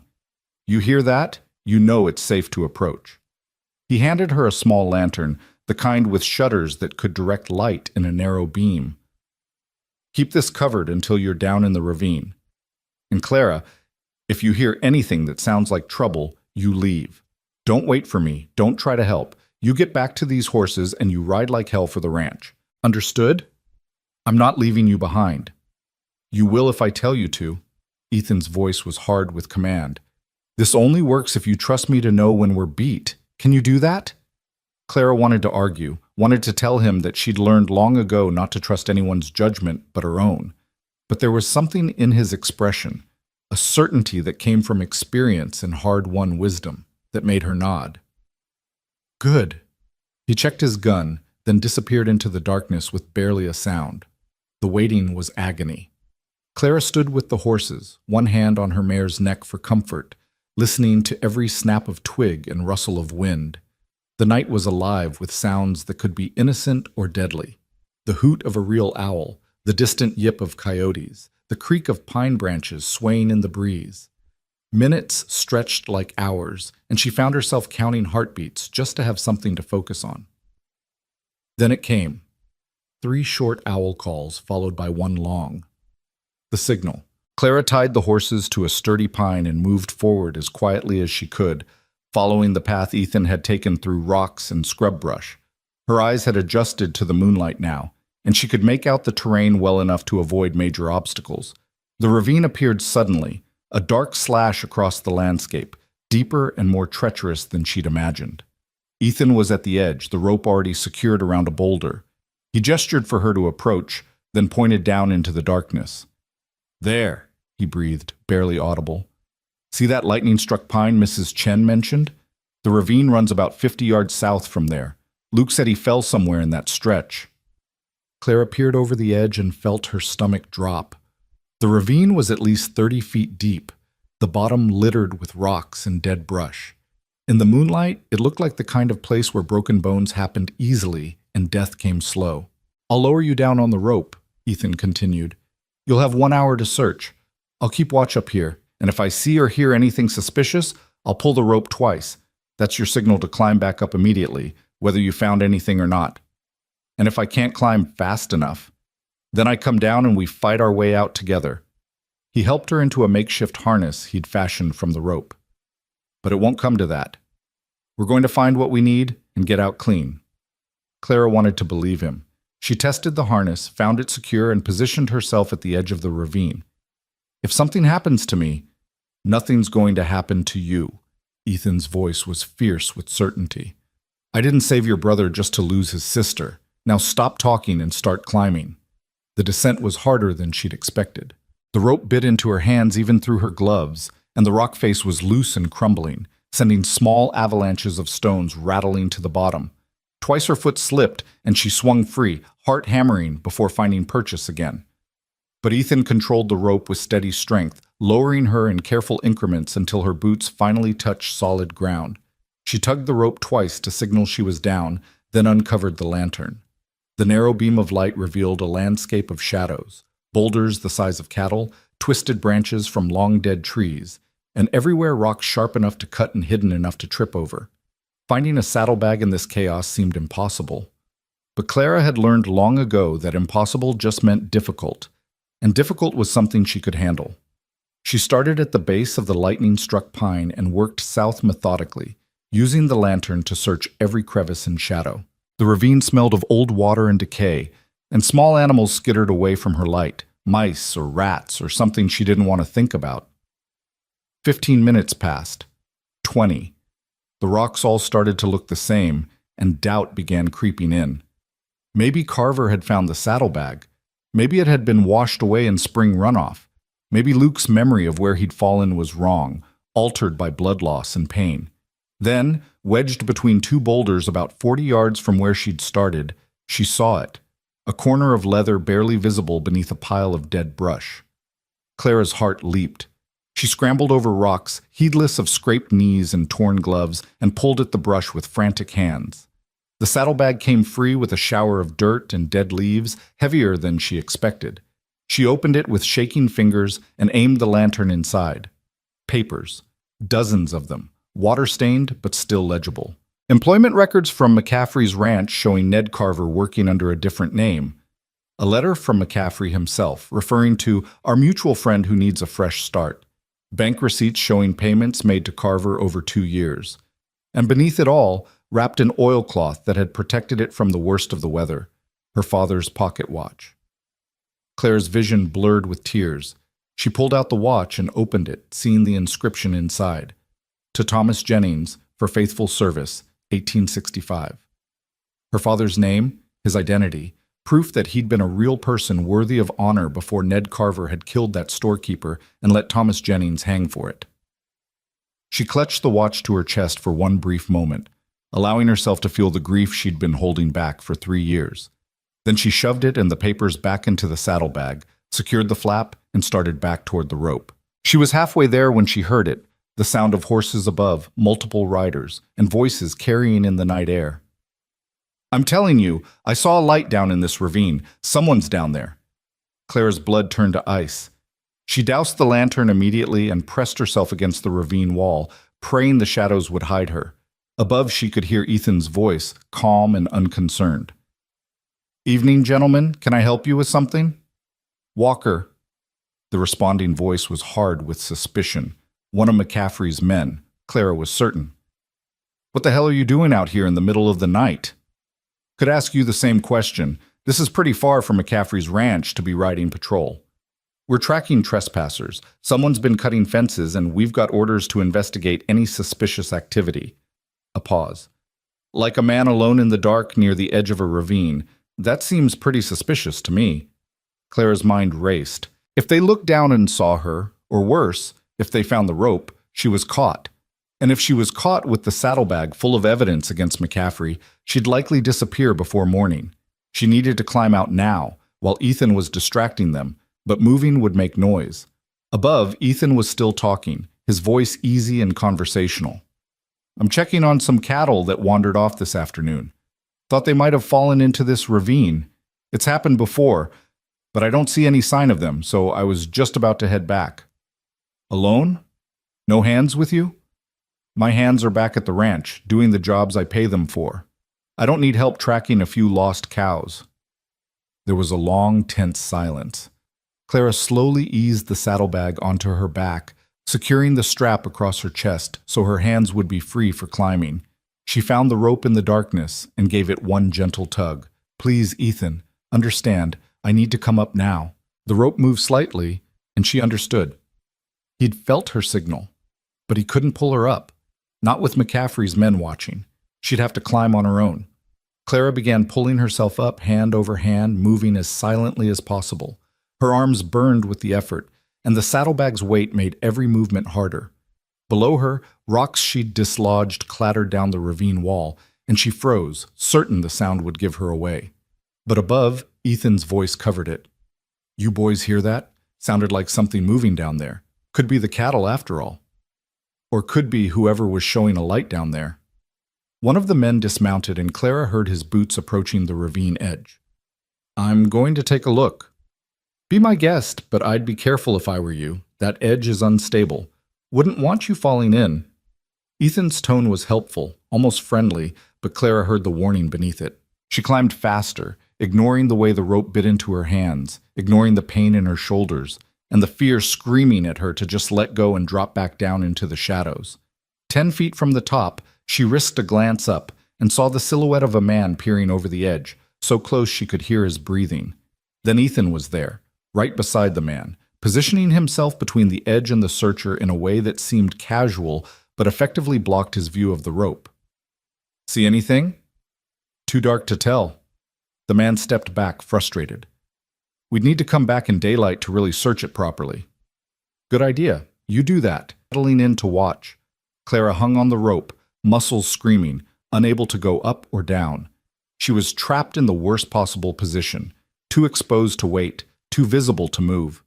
Her grip was starting to slip, sweat making her gloves slick despite the cool night air. Then Ethan's voice came again, pitched slightly louder. "Well, since you boys are planning to camp out here, I'll leave you to it. Got to get back to my ranch before my hands start worrying." "You're just leaving? What about your lost cattle?" "They'll turn up or they won't. Not worth losing sleep over."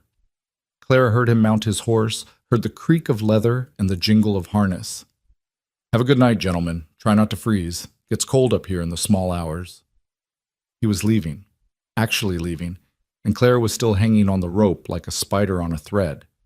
For one terrible moment she thought he'd abandoned her, left her to fall or climb on her own while he saved himself. Betrayal and fear warred in her chest, making it hard to breathe. Then she felt the rope move. Not up, but sideways. Ethan was dragging it slowly and carefully, pulling her along the ravine wall away from where McCaffrey's men were positioned. It was brilliant and terrifying at once, because if she lost her grip or made a sound, she'd fall 30 feet onto rocks that would break every bone in her body. Clara held on with every ounce of strength she possessed, her boots scrabbling for purchase on the rock face as Ethan pulled her laterally along the ravine. 20 feet. 30. Somewhere above, she heard one of the men say something about checking the other side, and her heart nearly stopped. But then came the sound of horses moving away, and the rope began pulling up as well as sideways. She burst over the edge of the ravine 50 yards from where she'd gone down, gulping air and shaking with exhaustion. Ethan was there immediately, unhooking the harness and pulling her behind a stand of scrub oak. "Don't move," he breathed directly into her ear. "Don't even breathe loud." They crouched in the shadows, so close Clara could feel the warmth of his body, while McCaffrey's men searched the area where the rope had been. She heard them cursing, heard one say he was certain he'd seen something, heard another reply that it was probably just a deer or coyote. The minutes stretched endless and terrifying, and Clara's legs cramped from holding the crouch position, but she didn't dare move. Finally, after what felt like hours but was probably only 10 minutes, the men gave up and rode away, their voices fading into the distance. Even then, Ethan made her wait another 15 minutes before he allowed them to move. "They might circle back," he whispered. "We wait until we're sure." When he finally stood and helped Clara to her feet, her legs nearly buckled. The adrenaline that had kept her going was draining away, leaving nothing but exhaustion and delayed terror. She swayed, and Ethan caught her, his hands steady on her arms. "You all right?" "I've got it." Clara pulled the saddlebag off her back and thrust it toward him. "The evidence. Everything Luke said would be there. It's all there. Papers, records, the watch. Enough to prove McCaffrey was protecting Carver, enough to connect him to our father's murder." Ethan took the bag, but his eyes stayed on her face. "You could have fallen. When I pulled that rope, when I moved you along that wall, one slip and you'd have died." "But I didn't slip." Claire's voice was steadier than she felt. "We got what we came for. That's what matters." "That's not—" Ethan cut himself off, jaw working. "Clara, you scared 10 years off my life. When I saw those men coming and you were still down there, when I realized I couldn't pull you up without giving you away—" He stopped, something raw and unguarded flashing across his face. "If something had happened to you, if I'd lost you before we'd even—" He stopped again, seemed to catch himself. "Your brother would never forgive me." "My brother," Claire repeated the words softly. "Is that who you were worried about?" The question hung in the air between them, charged with something neither of them had named yet, but both recognized. Ethan's hands were still on her arms, warm through her sleeves, and the space between them felt suddenly electric. "We should go," he said finally, not answering. Get back to the ranch before McCaffrey's men decide to expand their search. They moved through the darkness like ghosts, retrieving the horses and riding south on paths that avoided any main trail. The saddlebag hung heavy on Clara's back, and with it the weight of everything it represented: justice for her father, freedom for her brother, and a reckoning that had been 3 years in the making. But it was also evidence that would make them targets. Once McCaffrey realized they had proof of his involvement with Carver, he'd do everything in his power to destroy it, and them. The real danger wasn't behind them. It was still ahead, waiting. They rode in silence for the first mile. Then Ethan spoke quietly. "We need to get this evidence to the territorial marshal as soon as possible. There's one stationed in Helena, a man named Jack Morrison, the doctor's cousin, actually. He's honest, can't be bought. Helena's 3 days' ride from here, which is why we leave tomorrow. You, me, and these documents. We get them into Marshal Morrison's hands, make our formal statement, and let the law handle McCaffrey. And Luke stays at the ranch with Miguel and Tom guarding him. It's safer than bringing him along when he's still weak." Ethan glanced at her. "I know you don't want to leave him, but Clara, if all 3 of us are traveling together and McCaffrey's men catch up to us, we've got no chance.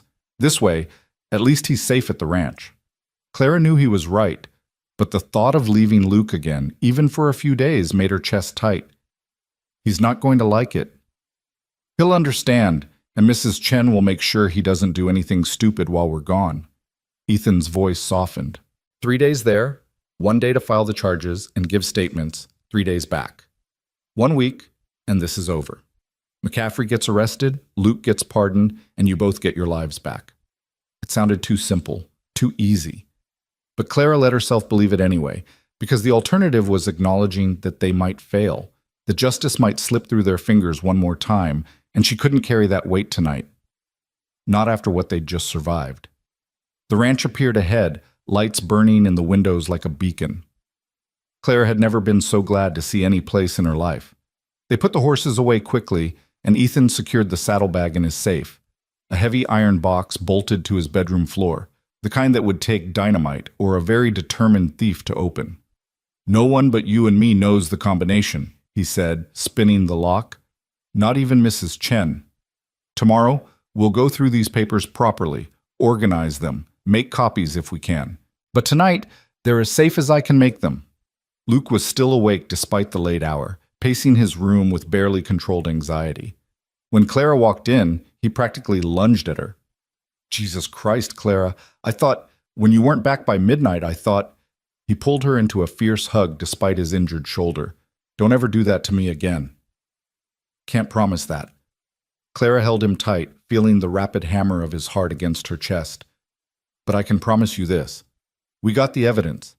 Everything you collected, everything that proves Carver killed that storekeeper and McCaffrey helped him hide. We've got it all." Luke pulled back, his eyes shining. "You're sure? You saw it?" "Saw it, touched it. Have Pa's watch in my pocket right now." Clara pulled out the timepiece and pressed it into his hand. "This belongs to you, to both of us. A reminder of who we're fighting for." Luke opened the watch, read the inscription, and made a sound that was half laugh, half sob. "We're really going to clear his name. After all this time, we're actually going to do it. We're going to try." Clara didn't want to promise more than that, didn't want to build hope too high when so much could still go wrong. "Ethan and I are riding to Helena tomorrow to deliver the evidence to the territorial marshal. You're staying here where it's safe." "Like hell I am." Luke's expression turned stubborn. "This is my fight, Clara. I'm the one who tracked Carver, who got shot, who's still too weak to ride 3 days without reopening that shoulder wound." Clara's voice was firm. "Luke, I need you alive and healthy more than I need you with me. Please, stay here. Let us handle this. And when we get back, we'll all go to town together and watch Harold McCaffrey get what's coming to him." Luke wanted to argue. She could see it in every line of his body, but exhaustion and reason won out. He nodded slowly. 1 week? If you're not back in 1 week, I'm coming after you." "Deal." Clara kissed his forehead the way she used to when they were children. "Now get some sleep. You look like death warmed over." She left him there and found Ethan waiting in the hallway, his face shadowed with concern and something else, something that made her pulse quicken in a way that had nothing to do with fear. Your brother all right? As all right as he can be, given everything.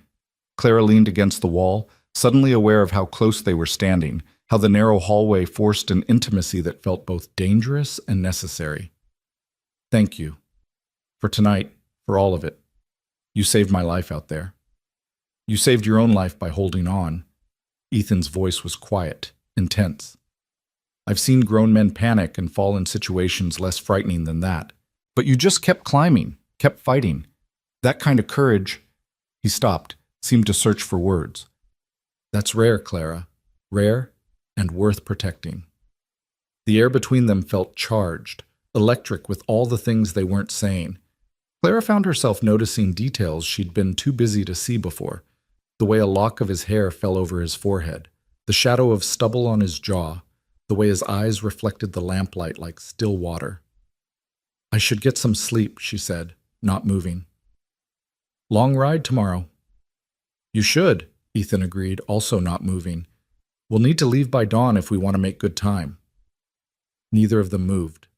The house was quiet around them, Mrs. Chen long since gone to bed, Luke finally sleeping down the hall.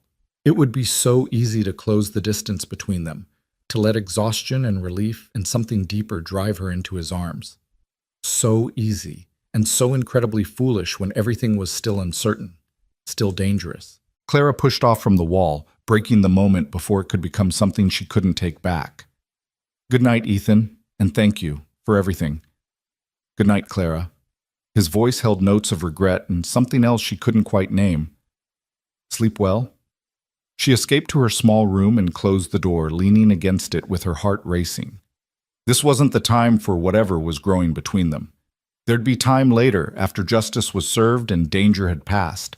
Or there wouldn't be time at all, and it would be better not to have started something they couldn't finish. But as she lay in bed listening to the night sounds of the ranch, Clara couldn't stop thinking about the way Ethan had looked at her in that hallway, couldn't stop remembering the fierce protectiveness in his voice when he'd said she was worth protecting. She fell asleep with her father's watch clutched in one hand and hope blooming in her chest like wildflowers after rain. Dawn came too soon, bleeding pink and gold across the eastern sky. Clara woke to Mrs. Chen's gentle knock and the smell of coffee, strong enough to wake the dead. She dressed quickly in her sturdiest traveling clothes and joined Ethan in the kitchen. He'd already packed supplies, bedrolls, food, ammunition, canteens of water. The saddlebag with its precious evidence was secured to his horse, hidden inside an ordinary supply pack that wouldn't draw attention. They ate a quick breakfast while Mrs. Chen fussed and worried, making them promise to be careful, to avoid the main roads, to send word as soon as they reached Helena. Luke appeared just as they were preparing to leave, moving stiffly but under his own power. He pulled Clara aside and spoke in a voice tight with emotion. You come back to me, you hear? I didn't survive getting shot and 6 weeks of fever just to lose you now. I'll come back. Clara hugged him carefully. We both will. And when we do, this nightmare will finally be over. Miguel and Tom were already mounted, prepared to ride the first few miles with them as insurance against ambush. Pete and James would stay at the ranch, guarding Luke and Mrs. Chen. It was the best protection they could manage, but as Clara swung into her saddle and looked back at the ranch house, she couldn't shake the feeling that she was leaving something precious and fragile behind. Ethan seemed to sense her hesitation. He'll be safe, I promise you that. You can't promise that. None of us can. Clara gathered her reins. But I'm choosing to believe it anyway. They rode out as the sun cleared the mountains, 4 riders moving north with purpose. The morning was cool and clear, perfect traveling weather, but Clara couldn't shake the sense of eyes watching from the hills. McCaffrey would know by now that his men had found nothing at the ravine, would be wondering what Ethan had really been doing out there in the darkness. He'd be watching, waiting, looking for any sign of weakness. And Clara and Ethan were about to give him one by leaving the ranch vulnerable, by splitting their forces and riding into territory where McCaffrey's influence stretched like poison through the water. But there was no other choice. The evidence had to reach the marshal, had to become part of the official record before McCaffrey could find a way to destroy it. Everything depended on the next 3 days, on covering ground quickly, avoiding trouble, and trusting that justice would finally be served. Miguel and Tom rode with them for 2 hours, then turned back with quiet words of encouragement and clasped hands. Clara watched them go and felt the last threads of safety fall away. Now it was just her and Ethan riding toward Helena with a saddlebag full of explosive evidence and the weight of 3 years' worth of desperate hope. "You ready for this?" Ethan asked as they climbed into rougher country, following trails that would keep them off the main roads. Clara thought about her father's face as they led him to the gallows, thought about Luke bleeding in a ravine, about 3 years of running and hiding and searching, thought about Mrs. Chen's worried face and Miguel's quiet loyalty and the way Ethan had risked everything to help people he barely knew. "I've been ready for 3 years," she said. "Let's go finish this."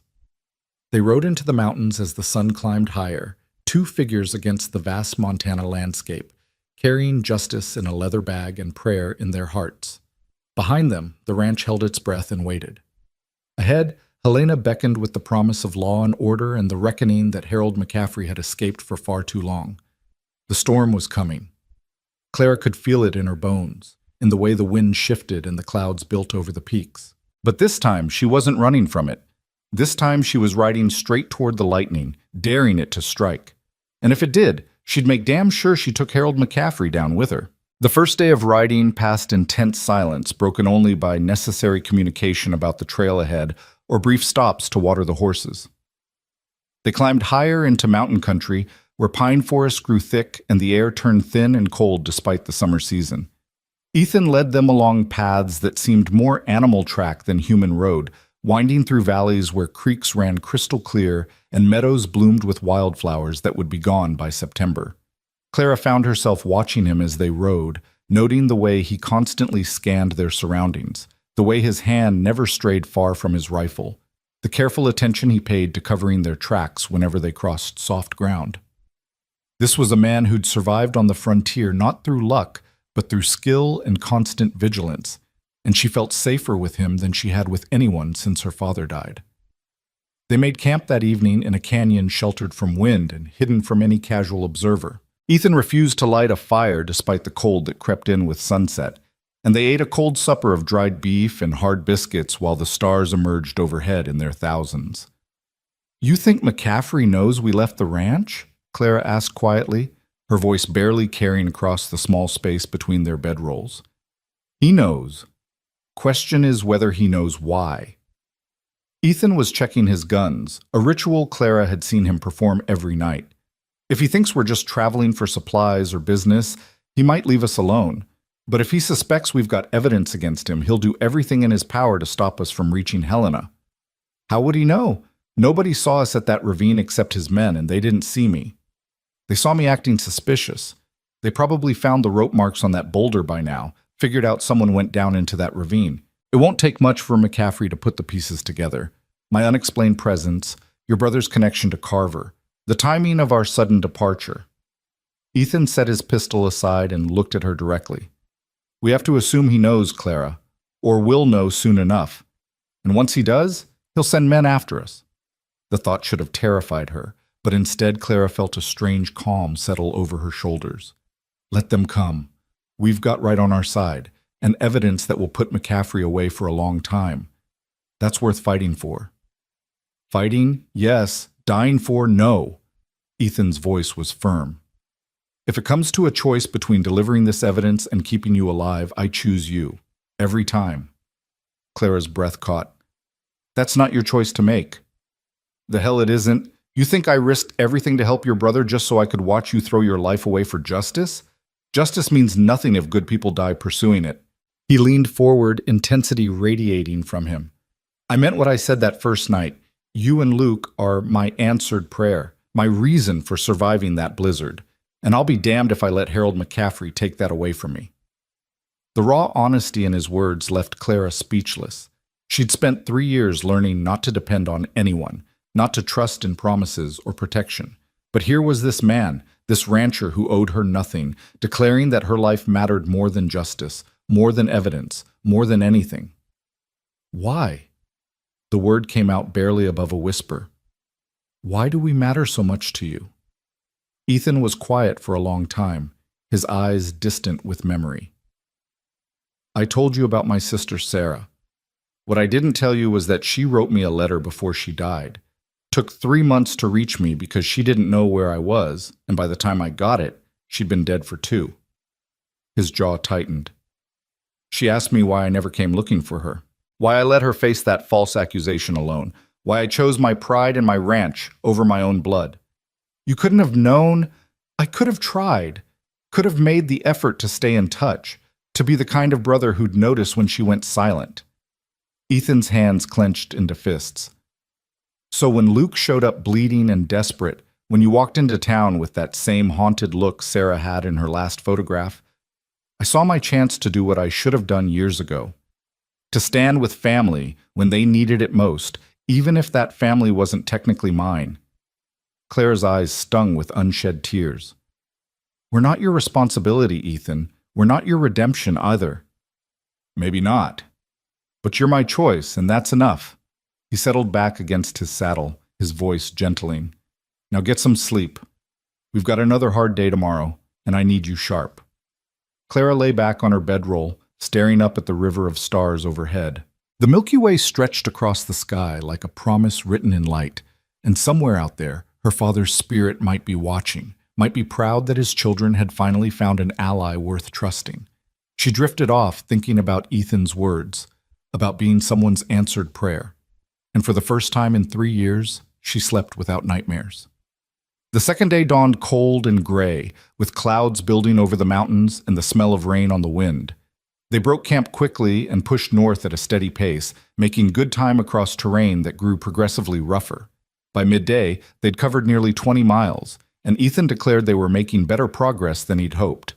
At this rate, we'll reach Helena by tomorrow evening. Marshal Morrison keeps office hours until 7, so if we push hard, we can deliver this evidence tomorrow night and file formal charges first thing the following morning. He pulled out a crude map and traced their route with one finger. There's a trading post about 10 miles ahead, Bergstrom's station. We can stop there for supplies, maybe get information about whether McCaffrey's men have been asking questions. The trading post appeared around 3 that afternoon, a weathered collection of buildings huddled in a valley where 2 trails intersected. Smoke rose from the main building's chimney, and several horses were tied outside. Not unusual for a place that served as a way station for travelers, but enough to make both Clara and Ethan cautious. Let me go in first, Ethan said, dismounting. If there's trouble, you ride out fast and don't look back.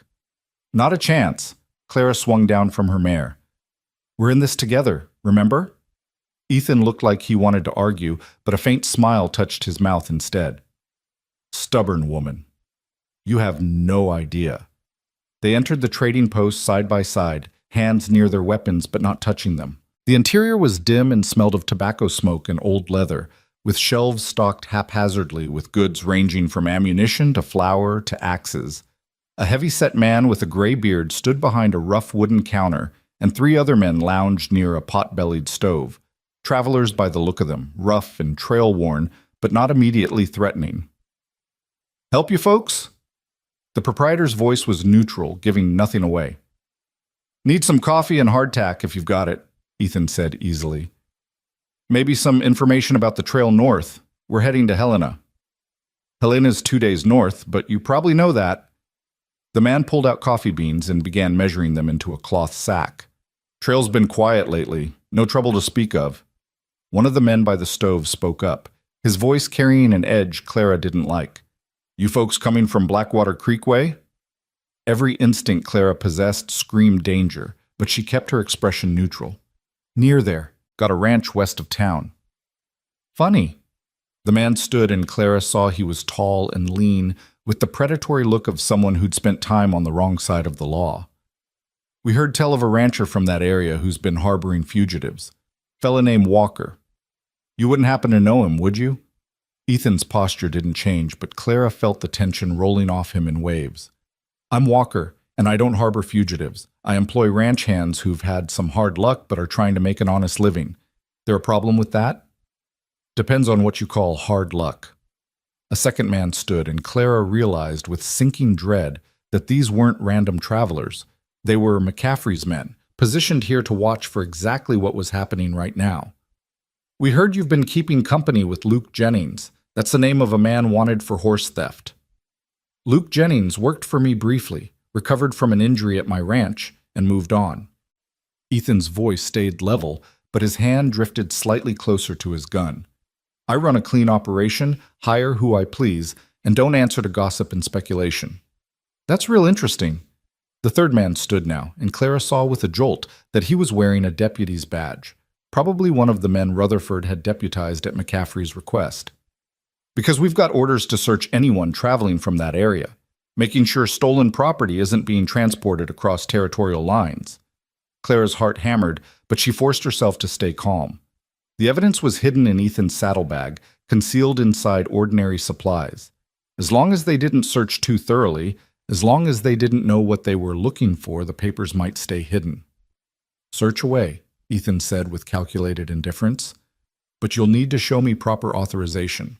A badge doesn't give you the right to harass citizens without cause. The deputy's expression darkened. The cause is that Harold McCaffrey swore out a complaint about stolen property, possibly being moved by associates of Luke Jennings. That gives me all the authorization I need. McCaffrey's complaints aren't worth the paper they're written on, Clara said before she could stop herself. Everyone knows he uses his money to push the law around however he wants. The deputy's attention swung to her, and she saw recognition dawn in his eyes. You're the girl, the sister, Clara Jennings. He smiled, and it was the kind of smile that made Clara's skin crawl. Well now, this just got a whole lot more interesting. Everything happened fast after that. The deputy moved toward Clara, hand reaching for his gun, and Ethan was suddenly between them, his own pistol drawn and aimed with the kind of speed that came from years of practice. Don't. The single word carried absolute authority. You draw on her and I'll put a bullet in you before your gun clears leather. The room froze. The other two men had their hands on their weapons but hadn't drawn yet, caught in the terrible mathematics of violence. If they pulled their guns, people would die. And none of them were quite sure they'd be among the survivors. The proprietor spoke up, his voice sharp with commercial concern. Gentlemen, I don't allow gunplay in my establishment. You've got business with each other. Take it outside. Smart man. Ethan kept his gun steady on the deputy. We're leaving now. We'll take our supplies and be on our way, and nobody needs to get hurt. Can't let you do that, the deputy said, but uncertainty had crept into his voice. I've got orders to detain you both. Orders from McCaffrey aren't legal orders. You're a deputy, not his personal enforcer. Ethan's voice was hard as iron. So here's what's going to happen. My friend here is going to pay for our supplies. Then we're going to walk out that door, mount our horses, and ride north. You're going to stay in here and count to 100. If you follow us, if you try to stop us, I will defend myself and her with lethal force. Are we clear? Clara moved to the counter, hands shaking as she pulled coins from her pocket and set them down. The proprietor swept them up without a word, clearly wanting this confrontation over and out of his trading post. She grabbed the coffee and hardtack, stuffing them into her saddlebag, while keeping one eye on the standoff behind her. You're making a mistake, Walker, the deputy said. Running just makes you look guilty. I'm not running, I'm traveling. There's a difference. Ethan backed toward the door, gun never wavering. Clara, get on your horse. She slipped outside into the gray afternoon, moving quickly to her mare. The other horses tied outside included 3 that looked suspiciously like McCaffrey ranch stock, confirmation that these men had been planted here specifically to intercept anyone from Ethan's ranch. It was a smart play, and it meant McCaffrey knew more than they'd hoped. Ethan emerged from the trading post, still covering the door with his gun. He mounted his sorrel in one smooth motion, and they spurred their horses into a gallop, putting distance between themselves and Bergstrom's station as fast as the terrain would allow. They'd gone maybe 2 miles when Clara heard it, the sound of pursuit. Multiple horses, riding hard. She glanced back and saw 4 riders cresting a hill behind them, and her stomach dropped. 4 against 2, in open country, and one of them wearing a deputy's badge that gave him the color of law. Ethan! She pointed back at the pursuers. He'd already seen them. Stay with me and don't stop for anything. We need to reach the forest line ahead. Once we're in the trees, we can lose them. They raced across open ground, the horses stretching into full gallops that ate up distance but couldn't be sustained for long. Clara leaned low over her mare's neck, feeling the powerful muscles bunching and releasing beneath her, hearing the thunder of hooves and the whistle of wind in her ears. Behind them, the pursuers were gaining.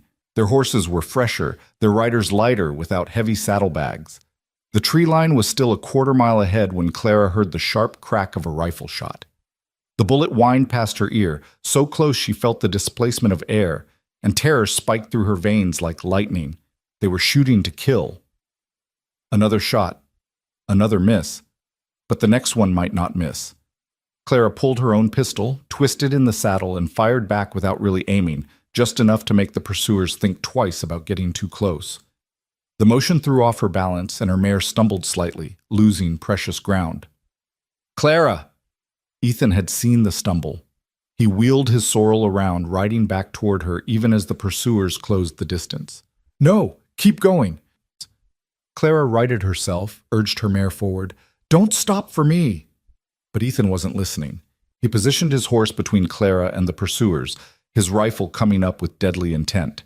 He fired once, and one of the pursuing horses screamed and went down, throwing its rider. 3 left, but now they were more cautious, spreading out to make themselves harder targets. The tree line was close now, so close. Clara's mare was laboring, foam flecking her neck, but she kept running with the heart that had carried Clara across half a territory.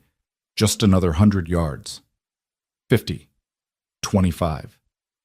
They crashed into the forest like swimmers breaking the surface after too long underwater, branches whipping past and pine needles showering down.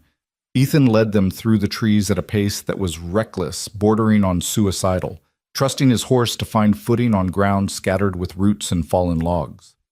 Behind them, the sounds of pursuit grew more confused, more distant. After 10 minutes of hard riding through increasingly dense forest, Ethan finally slowed and pulled into a small clearing where a creek provided cover for their sounds. Both horses were blowing hard, sides heaving, and Clara herself was gasping like she'd run the whole distance on foot. "We can't stop long," Ethan said, dismounting to check his horse. "They'll keep searching, and once they realize we're not on the main trail anymore, they'll start combing these woods." "How far to Helena from here if we stay in the forest?" Clara slid from her mare and immediately checked the animal's legs for injury. Nothing broken, thank God, but the mare was exhausted. 30 miles, maybe more, rough terrain all the way. Ethan was studying his map, frowning. "There's an old logging road that runs north through these mountains. It's not maintained, probably half washed out, but it would get us to Helena without going back to the main trail." "Then that's what we do." Clara looked back the way they'd come, listening for sounds of pursuit. "They're not going to stop, are they? McCaffrey's put too much into this chase to give up now." "No, they won't stop, which means we don't stop either." Ethan refolded the map and mounted up. "We ride until dark, then we keep riding by moonlight. We get to Helena, we get to Marshall Morrison, and we end this." They pushed north through forests that grew increasingly wild and untamed. The logging road Ethan had mentioned was barely visible, choked with brush and undermined by weather, but it provided enough of a path to follow. The horses picked their way carefully over treacherous ground while Clara and Ethan maintained constant vigilance for any sign of pursuit. Darkness fell early beneath the forest canopy, and still they rode. The moon rose full and bright, filtering through the trees in silver shafts that provided just enough light to navigate by. Clara's exhaustion was bone deep now, the kind that made every movement feel like wading through deep water. But she gritted her teeth and kept going, driven by the same desperate determination that had sustained her through 3 years of searching. Sometime after midnight, Ethan finally called a halt in a ravine where the creek ran too loud for anyone to hear them from more than 50 yards away. They didn't risk a fire, just collapsed beside their horses and shared the last of their water and food. "How much further?" Clara asked, her voice rough with fatigue. "If we've been following the right route, maybe 15 miles. We could be in Helena by noon tomorrow." Ethan sounded as exhausted as Clara felt. "Question is whether McCaffrey's men are ahead of us or behind us." "Both, probably. He's got resources, men stationed all over this territory." Clara leaned back against a tree trunk. "Even if we make it to Helena, even if we get this evidence to the marshal, what's to stop McCaffrey from claiming we forged it, or bribing officials, or just disappearing us before we can testify?" "Marshal Morrison is honest. I'd stake my life on that." Ethan's voice was firm, despite his exhaustion. "And once the evidence is in official hands, recorded and witnessed, McCaffrey can't make it disappear without revealing his own guilt. The man's powerful, but he's not invincible. Clara wanted to believe him, needed to believe him, because the alternative was accepting that they'd risked everything for nothing, that justice was just a pretty word people used to feel better about a world that ground the powerless into dust. "Tell me about your ranch," she said suddenly, needing to think about something other than danger and death. "When this is over, when we go back, what's it like in winter, in spring?" Ethan was quiet for a moment, as if shifting mental gears. Winter's hard but beautiful. Snow 3 feet deep, everything white and silent. The cattle cluster near the barn, and we spend most of our time making sure they have enough hay to survive until spring. It's isolated. Sometimes we don't see another soul for weeks, but there's something peaceful about it, like the whole world has taken a breath and held it. And spring? Spring is calving season, which means sleepless nights and constant worry, but also new life everywhere you look. The meadows turn green overnight, wildflowers bloom, and the creek runs so high and fast you can hear it from the house. We drive the cattle up to the high pastures and repair all the damage winter did to the fences. His voice softened with affection for the place. "It's good land, Clara, the kind of place where people can build something that lasts. Your family would be proud of what you've built there." "I hope so. I like to think my father would approve. He always said a man should leave the world better than he found it. And my sister," Ethan's voice caught. "Sarah would have loved the ranch, would have loved Mrs. Chen and the garden she keeps, and the way the sun sets over the western mountains." Clara reached out in the darkness and found his hand, squeezed it gently. "She'd be proud of you, for what you're doing now, for who you've become." "I know I am." Ethan's fingers tightened around hers. "Clara, when this is over, when Luke is cleared and McCaffrey is behind bars, I want you to know." He stopped, seemed to struggle with the words. "I want you to know that you'll always have a place at the Double W, both of you, for as long as you want it." "As hired hands?" Clara's voice was soft, barely audible over the creek. "As family." Ethan turned to look at her, and even in the moonlight she could see the intensity in his eyes. "As whatever you want to be." Because somewhere between lying to the sheriff and pulling you out of that ravine and riding through hell to get to Helena, I stopped thinking of you as someone I was helping and started thinking of you as... He cut himself off, shook his head. "This isn't the time. We should rest while we can." But Clara didn't let go of his hand. "Started thinking of me as what?" "As someone I can't imagine my life without." The words came out rough, honest, stripped of any pretense. "As someone who makes me understand why I survived that blizzard. As, hell, Clara, I don't have pretty words for it. I just know that when you were hanging on that rope and those men were coming closer, all I could think was that I'd rather die than lose you." Clara's breath caught. 3 years of running had taught her not to want anything permanent, not to dream of futures that could be stolen away. But here in the darkness, with Ethan's hand warm in hers, and Helena just hours away, she let herself want anyway. "When this is over," she said quietly, "when we've done what we came to do and we're heading back to the ranch, ask me again. Ask me what I want, where I want to be, and I'll give you an answer. I'll hold you to that." Ethan lifted her hand and pressed it briefly to his lips, a gesture so unexpected and tender that Clara felt tears prick her eyes. "Now, sleep. I'll take first watch." Clara wanted to argue that she should share the watch duty, but exhaustion won out. She curled up on her bedroll with her gun within easy reach and let herself drift off to the sound of the creek and the knowledge that Ethan was watching over her. She woke to his hand on her shoulder and the gray light of pre-dawn. "We need to move. I heard horses about an hour ago south of here. They're searching the forest, getting closer." They saddled up in grim silence and rode north as the sun rose, pushing the tired horses as hard as they dared. The forest began to thin, giving way to more open country, and Clara could see in the distance what looked like buildings, lots of buildings. Helena, sprawling across a valley like a promise of civilization. "Almost there," Ethan said, and she heard the relief in his voice. "Another hour at most." But an hour was a lifetime when being hunted. They'd gone maybe 3 more miles when Clara spotted movement on a ridge to their left. Riders, at least 6 of them, moving to cut off their approach to town. Ethan, she pointed, and he cursed under his breath. They're trying to force us east, away from Helena. If we go that way, we'll end up in the Badlands where they can corner us. He scanned the terrain with desperate intensity. But if we push straight through to town, we'll have to ride right past them. They'll have a clear shot at us. Then we make ourselves hard targets. Clara checked her ammunition, found she had 5 bullets left in her pistol, and maybe a dozen more in her saddlebag. Not enough for a prolonged fight, but enough to make McCaffrey's men think twice. We ride hard and fast, stay low, and we don't stop for anything. You said Marshal Morrison is honest. If we can get to his office, if we can get inside with witnesses around, they can't touch us. Ethan looked at her with something between admiration and fear. You know there's a good chance one of us doesn't make it through this. I know. Clara met his eyes steadily. But I've been running for 3 years, Ethan. I'm done running. We end this today, in Helena, with or without McCaffrey's permission. A slow smile spread across Ethan's face, fierce and proud. Then let's give them hell.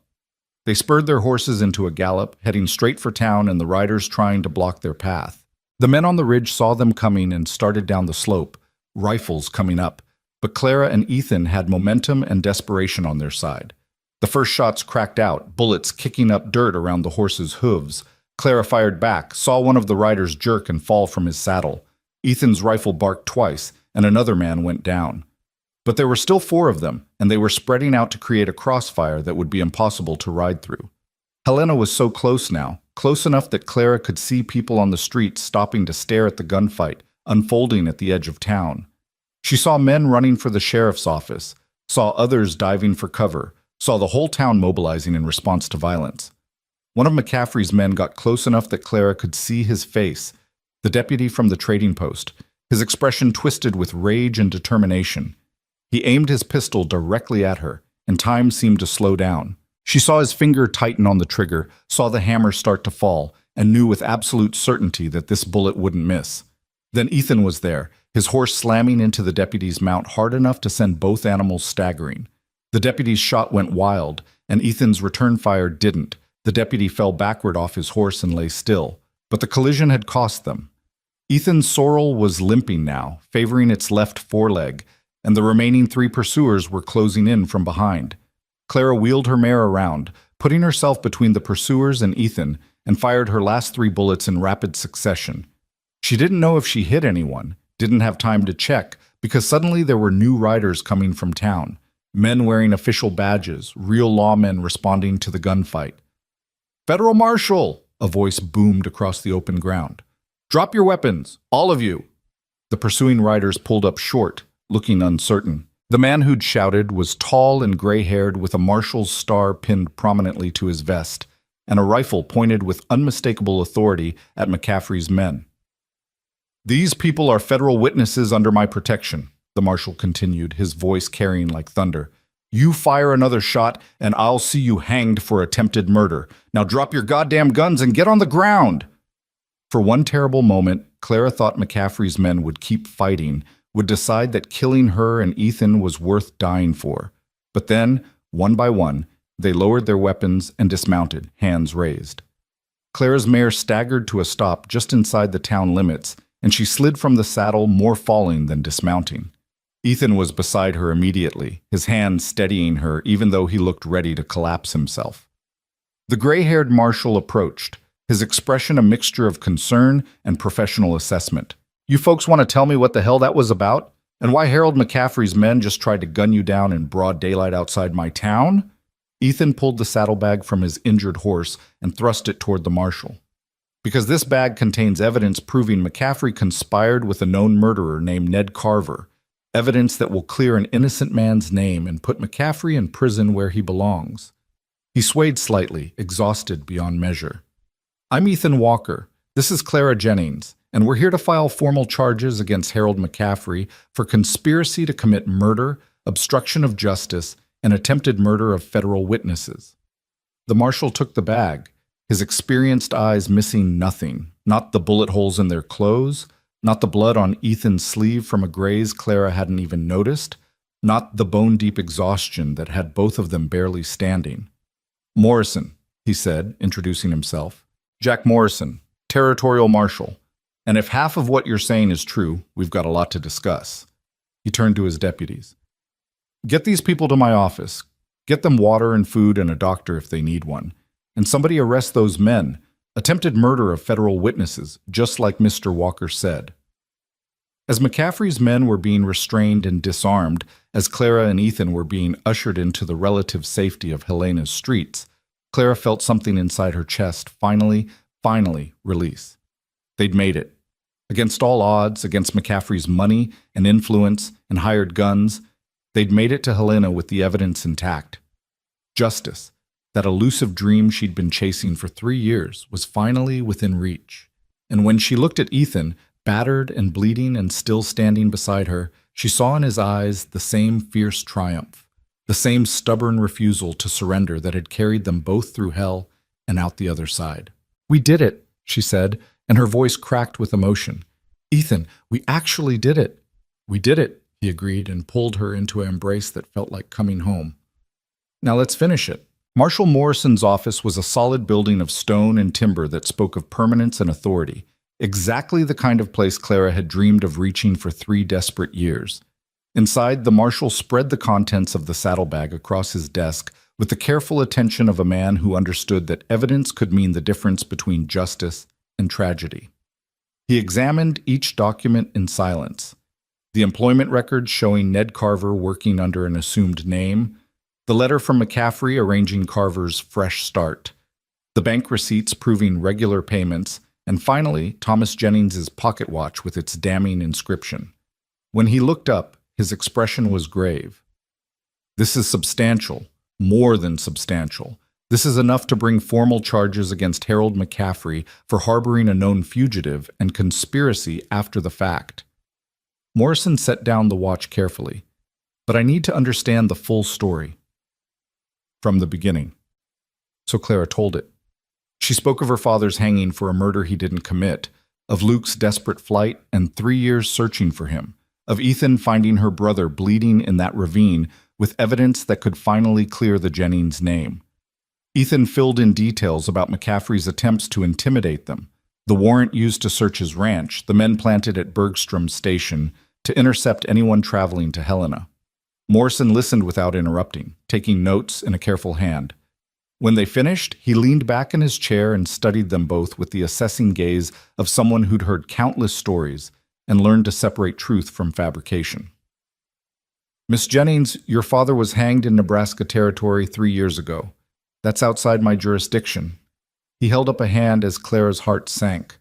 "However, if Ned Carver committed that murder and Harold McCaffrey knowingly helped him evade justice, that's a federal offense.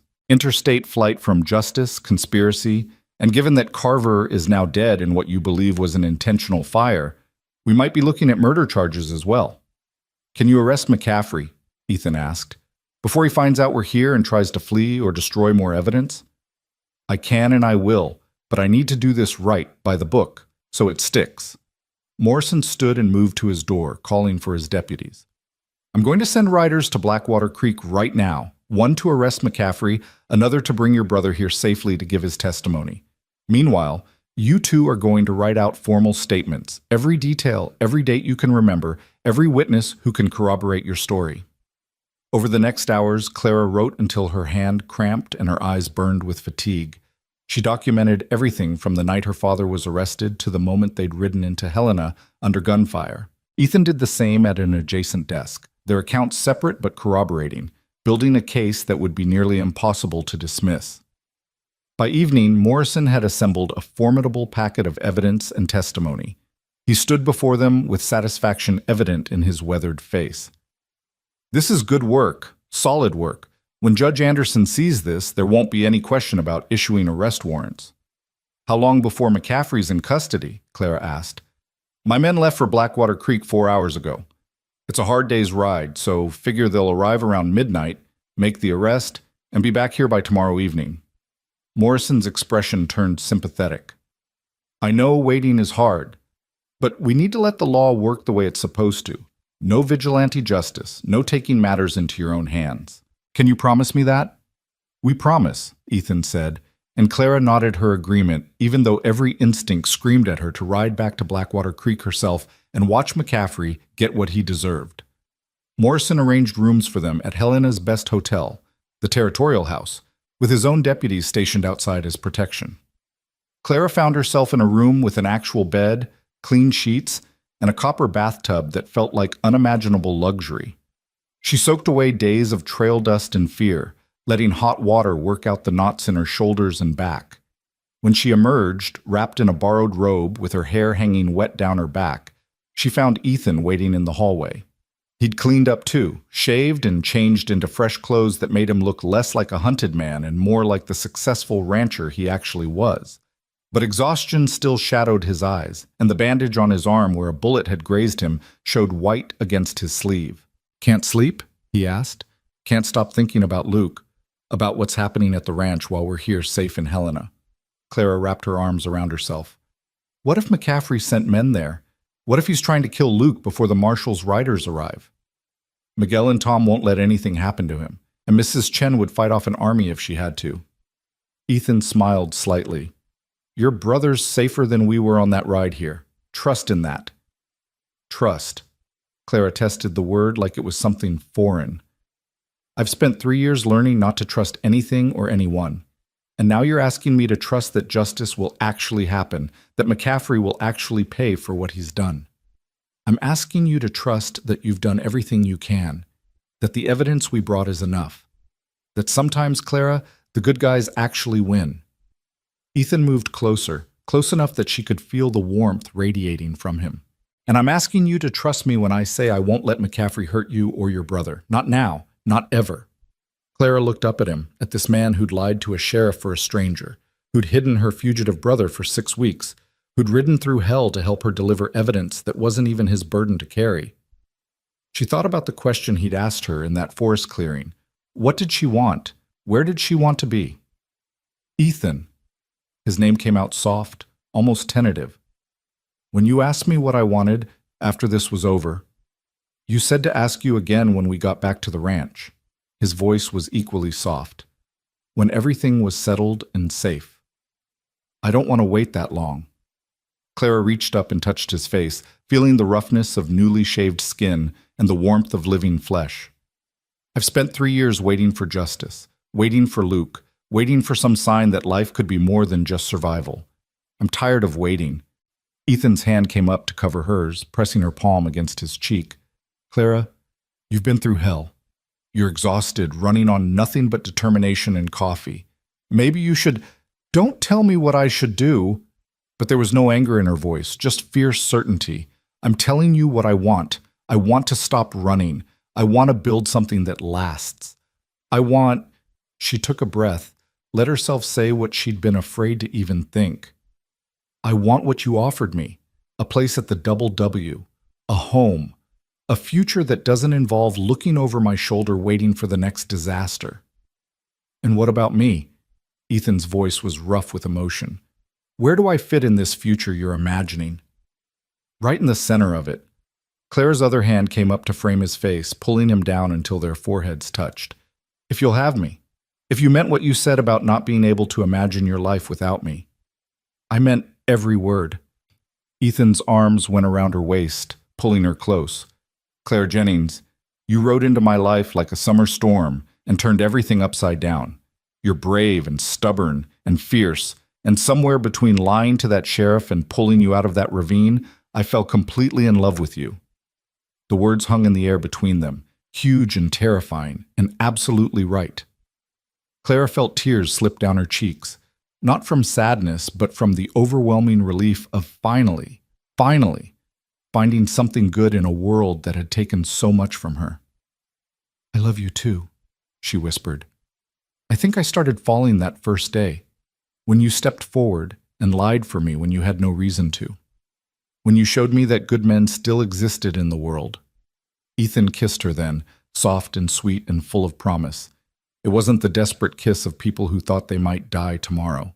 It was the kiss of people who'd fought their way through darkness and found light on the other side, who'd earned their happy ending through blood and determination and stubborn refusal to surrender. When they finally pulled apart, both breathless and smiling, Clara rested her head against his chest and listened to the steady beat of his heart. Outside the window, Helena's streets were settling into evening quiet, and somewhere to the south, Justice was riding toward Blackwater Creek with arrest warrants and the full authority of territorial law. "We should get some rest," Ethan said, though he made no move to let her go. "Tomorrow's going to be a long day. Tomorrow McCaffrey gets arrested. Tomorrow Luke arrives safely. Tomorrow we start rebuilding our lives." Clara pulled back enough to look at him. "But tonight, I just want to stay here with you and believe that everything's going to be all right. It is going to be all right." Ethan's conviction was absolute. "I promise you that." They stood in that hallway until the hotel lamps were dimmed and the night grew deep around them. Two people who'd found each other in the worst of circumstances and discovered something worth fighting for. When they finally parted to their separate rooms, it was with the knowledge that nothing would separate them again. Whatever came next, they'd face it together. Clara slept that night without nightmares, without fear, with only the memory of Ethan's arms around her and his promise that tomorrow would be better than today. The next day crawled by with excruciating slowness. Morrison kept them updated as telegrams arrived from his deputies. McCaffrey had been arrested without incident around 2 in the morning, was currently being transported to Helena in irons. Luke had been found safe at the ranch, with Miguel and Tom standing guard, was being escorted north by a separate group of deputies. Both parties expected to arrive by late afternoon. Clara paced the hotel room like a caged animal, unable to settle, unable to stop imagining everything that could still go wrong. Ethan finally dragged her out for a walk through Helena's streets, pointing out landmarks and shops, and trying to distract her with mundane conversation. It helped, a little, enough that by the time they returned to the marshal's office around 4 o'clock, Claire had managed to regain some measure of calm. Then she saw the commotion in the street, a group of riders approaching from the south, and in the middle of them, shackled and furious, sat Harold McCaffrey.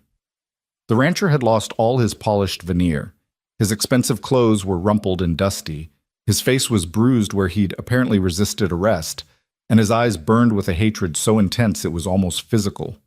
When he saw Clara and Ethan standing outside the marshal's office, his expression twisted into something ugly. "You think you've won?"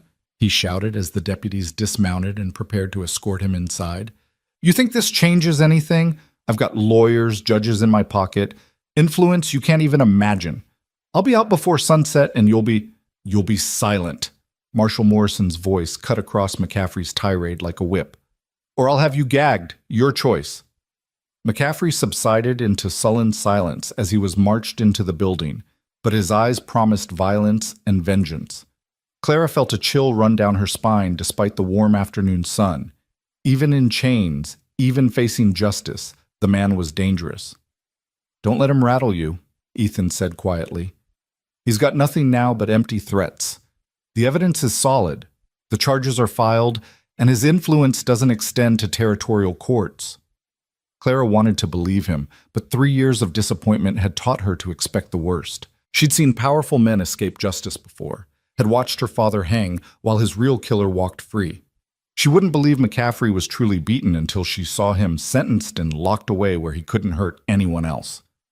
An hour later, the second group of riders arrived, and Clara's heart leaped when she saw Luke among them. Her brother looked thin and pale but alive and healing, sitting his horse with growing strength. The moment he dismounted, Clara was there, throwing her arms around him with such force they both nearly fell over. "Easy, easy," Luke laughed, wincing as his shoulder protested the enthusiasm. "I'm still put together with stitches and prayers."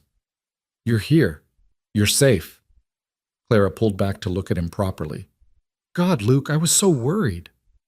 "Worried about me?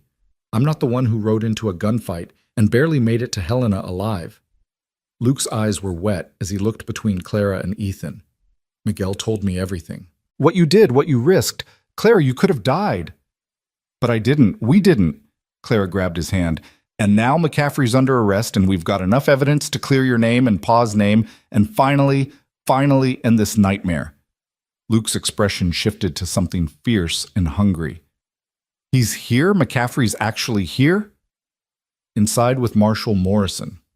Ethan moved to Luke's other side. And you're about to give your formal testimony. Everything you saw, everything you found, everything that happened. Are you ready for that? I've been ready for 3 years. Luke straightened his shoulders despite the obvious pain it caused. Let's finish this.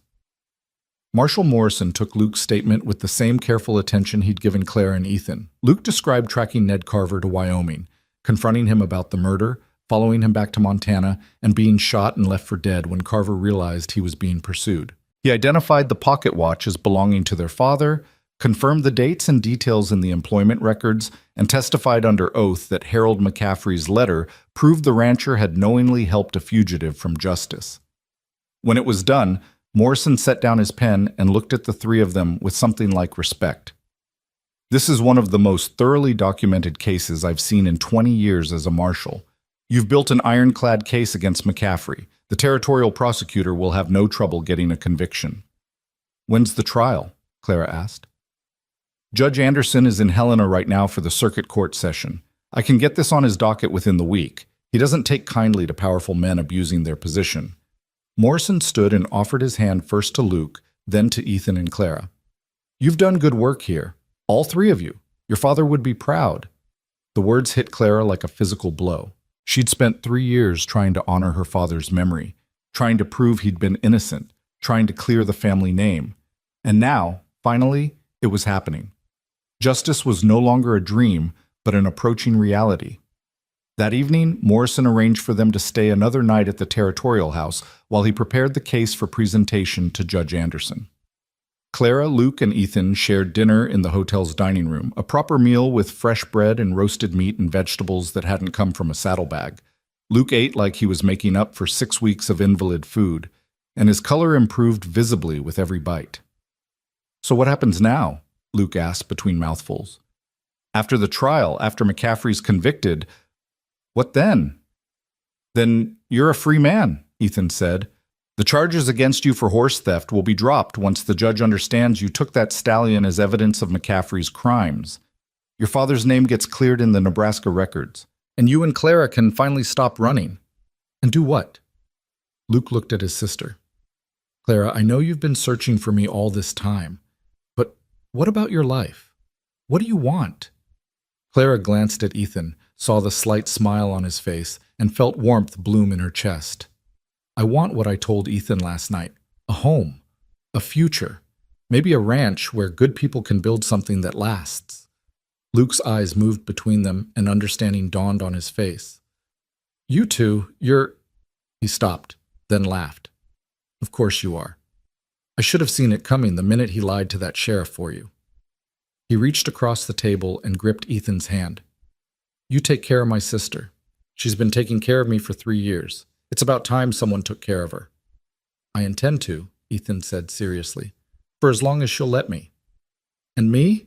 Luke's voice turned uncertain. Where do I fit in this future you're building? Right beside us, Clara said firmly. The double W is big enough for 3. You can work as foreman. Miguel's been doing it while you healed, but he'd be happy to have help. Or you can claim your own land nearby, start your own ranch. Whatever you want, Luke, but you'll always have a home with us. Luke's eyes were bright with unshed tears. A home. God, I can't even remember what that feels like. Then it's time you learned. Ethan lifted his glass. To new beginnings. To justice. And to family, blood or chosen. They drank to that. 3 people who'd been broken by the world and found each other in its wreckage. Outside the window, Helena's streets were alive with evening activity, and somewhere in the marshal's lockup, Harold McCaffrey sat in a cell contemplating his fall from power. The world was finally starting to set itself right. The trial began 5 days later in the territorial courthouse, an imposing building that represented everything Clara had been fighting for: law, order, justice, administered fairly regardless of wealth or influence. Judge Anderson was a stern man in his 60s who listened to testimony with fierce concentration and tolerated no nonsense from either side. The prosecution presented the evidence methodically. They showed the employment records proving Carver had worked for McCaffrey under a false name. They presented McCaffrey's letter arranging Carver's fresh start. They brought in the bank receipts showing regular payments. They called witnesses who testified that McCaffrey had been seen with Carver multiple times, had vouched for him when seeking employment, had gone out of his way to protect the man. And finally, they called Clara, Luke, and Ethan to testify about what they'd found, what they'd endured, and what it had cost them. Clara took the stand with her father's pocket watch clutched in her hand. She described watching him hang for a crime he didn't commit, described 3 years of searching for justice, described finding evidence in that ravine that proved McCaffrey had knowingly harbored her father's real killer. Her voice never wavered, never broke, though tears streamed down her face as she spoke. Luke testified about confronting Carver, about being shot and left for dead, about the kindness of strangers who'd given him sanctuary when the law had failed him. His voice was stronger than Clara expected, carrying across the courtroom with the force of righteous anger. And Ethan testified about finding Luke, about standing up to McCaffrey's intimidation, about risking everything to help 2 people he barely knew because it was the right thing to do. His quiet integrity was powerful, and Clara saw several jurors nodding in approval as he spoke. McCaffrey's defense was weak and transparent. His lawyers argued that he'd been deceived by Carver, that he'd had no knowledge of any murder, that he was simply a successful rancher who tried to help a man down on his luck. But the evidence was too strong, too thoroughly documented. And when the prosecution revealed that the bunkhouse fire that killed Carver and 3 other men had been deliberately set, with evidence that McCaffrey had been seen near the building that night, even his expensive lawyers couldn't salvage his defense. The jury deliberated for less than 3 hours. When they returned, the foreman stood and delivered the verdict with solemn clarity. We find the defendant, Harold McCaffrey, guilty on all charges: conspiracy to harbor a fugitive from justice, obstruction of justice, accessory after the fact to murder, and 4 counts of murder in the deaths of Ned Carver and 3 employees killed in the deliberate fire at the bunkhouse. The courtroom erupted. Some people cheered, others gasped, and McCaffrey himself surged to his feet with a roar of rage before bailiffs forced him back down. Judge Anderson gavelled for silence, his expression stern. Harold McCaffrey, you have been found guilty by a jury of your peers of crimes that strike at the very heart of justice.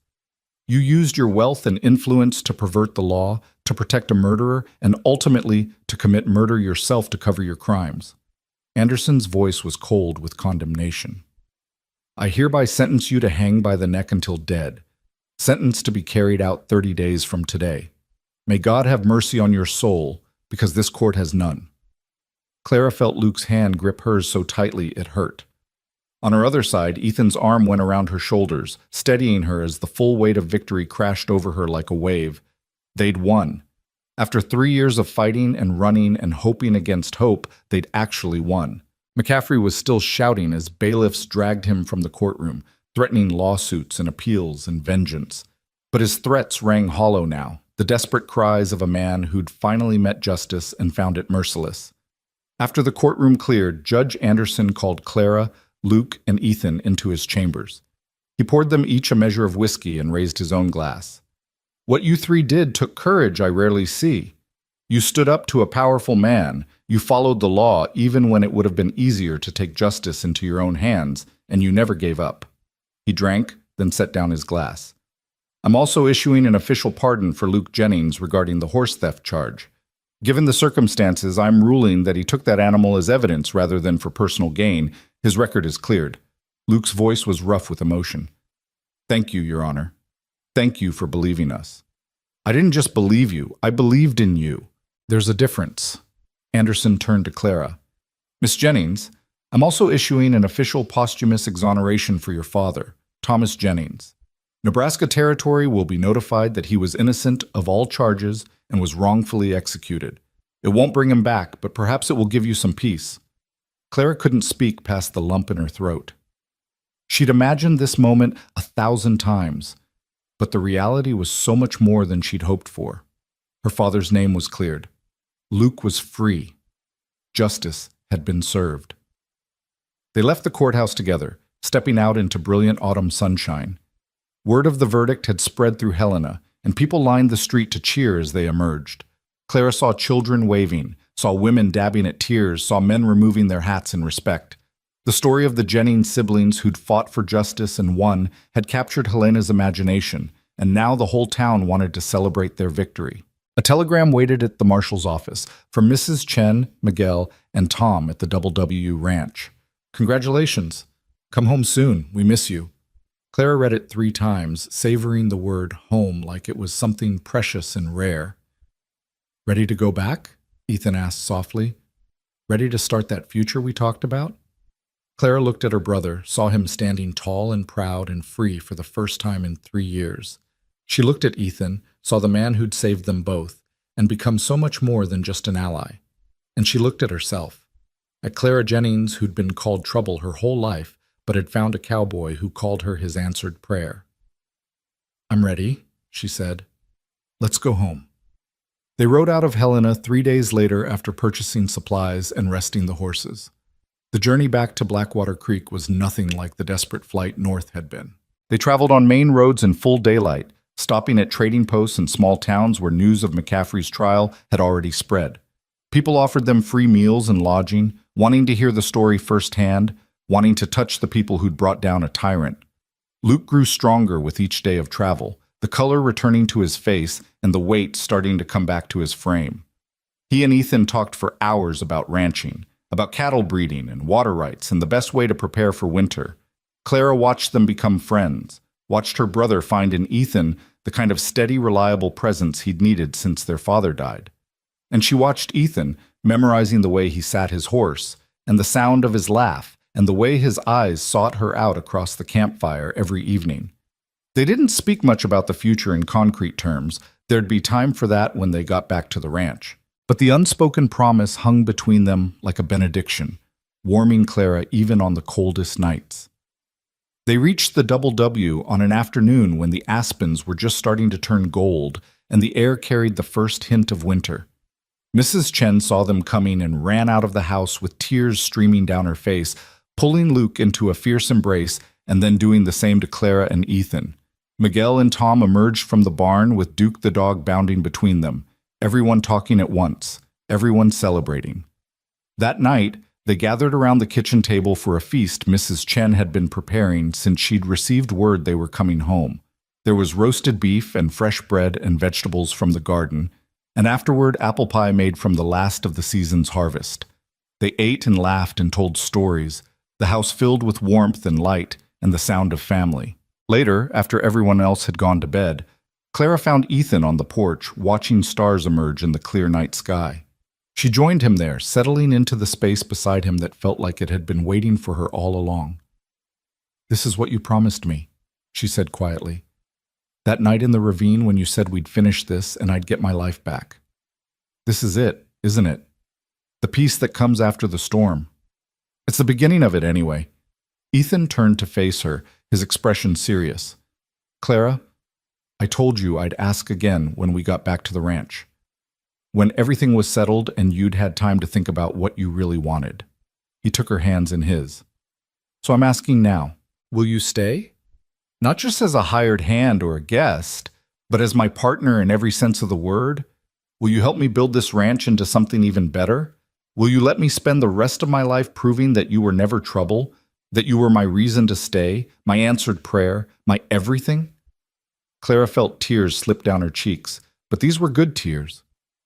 Happy tears. The kind that came from joy too big to contain. "Yes. To all of it, yes. I'll stay, I'll build with you, I'll be your partner and your family and whatever else you need me to be." She laughed through her tears. "You saved my life, Ethan Walker, and then you gave me a reason to want to live it."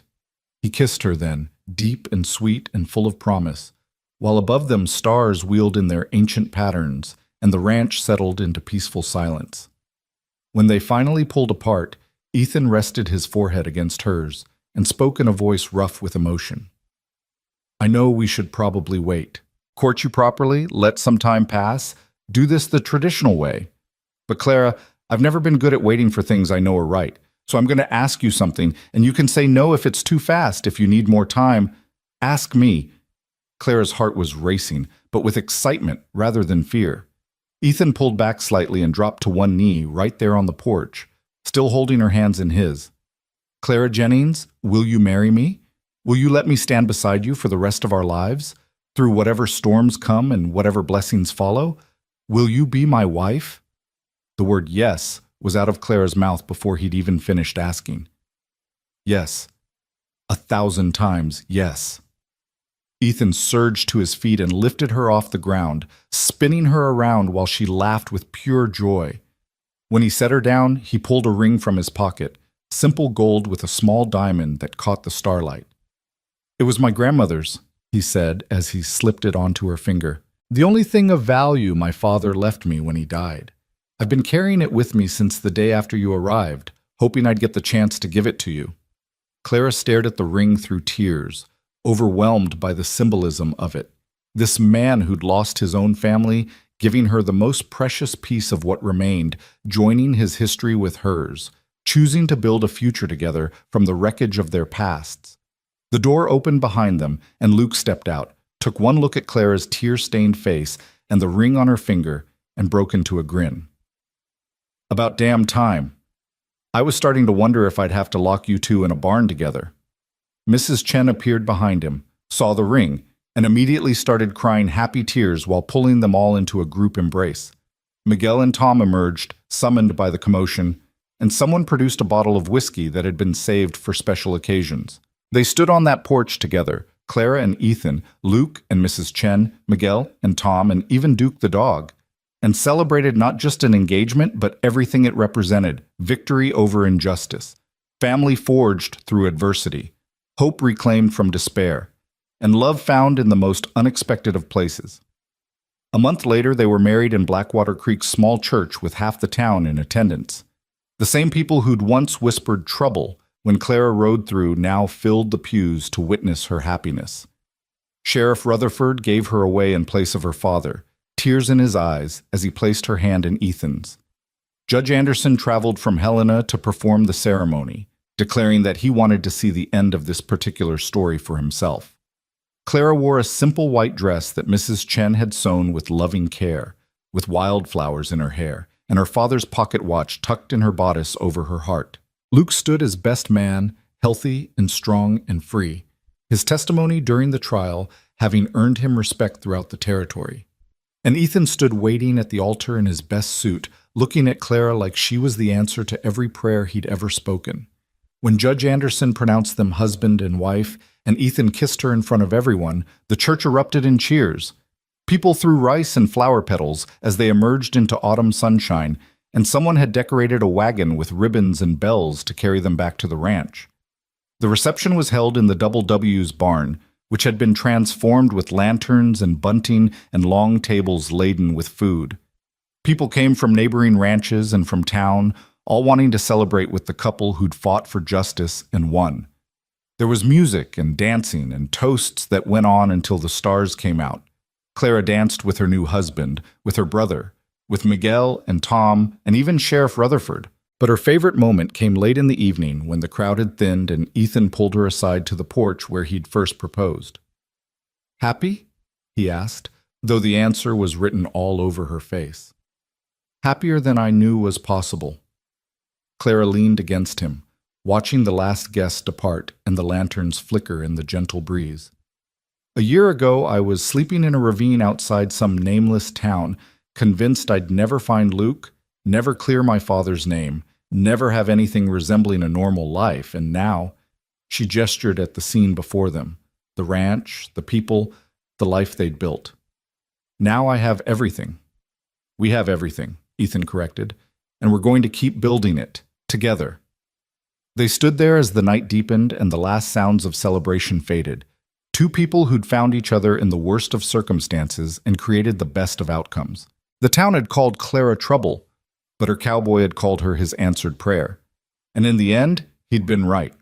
Because sometimes prayers get answered in ways nobody expects.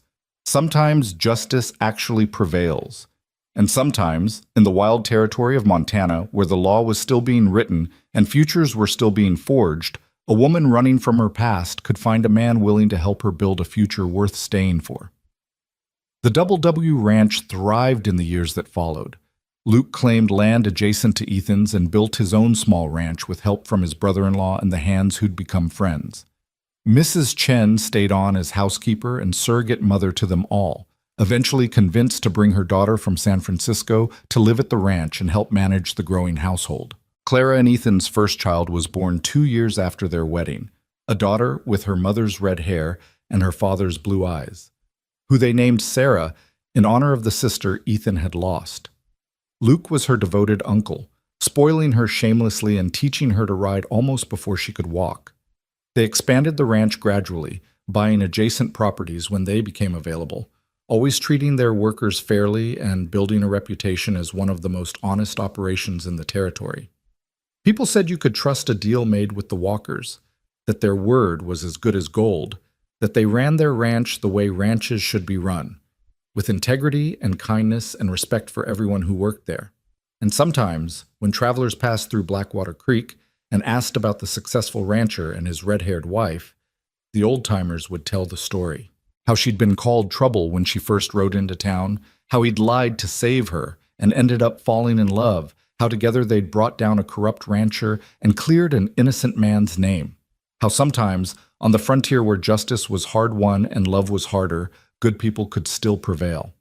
The town that had once judged Clara now pointed to her with pride. "That's Mrs. Walker," they'd say to newcomers. "The woman who changed Blackwater Creek, the one who proved that sometimes the people everyone calls trouble are just people who've had more than their share of it." And every night, when the work was done and the children were asleep and the ranch settled into peaceful silence, Ethan would hold Clara close and whisper the same words that had started everything. "You were never trouble, sweetheart. You were my reason to stay." And Clara, wrapped in the arms of the man who'd seen past her reputation to the woman beneath, who'd fought beside her and believed in her and loved her through it all, would smile and whisper back the truth that had taken her 3 desperate years to find. "And you were my answered prayer." In the end, that was all that mattered. Not what the town had called her or what the past had tried to make her. Just this, a home, a family, a love that had been forged in fire and emerged stronger than steel. Just this moment, and all the moments still to come, built on the foundation of 2 people who'd refused to surrender even when surrender would have been easier. They called her trouble once, but her cowboy knew better. He always had. The end.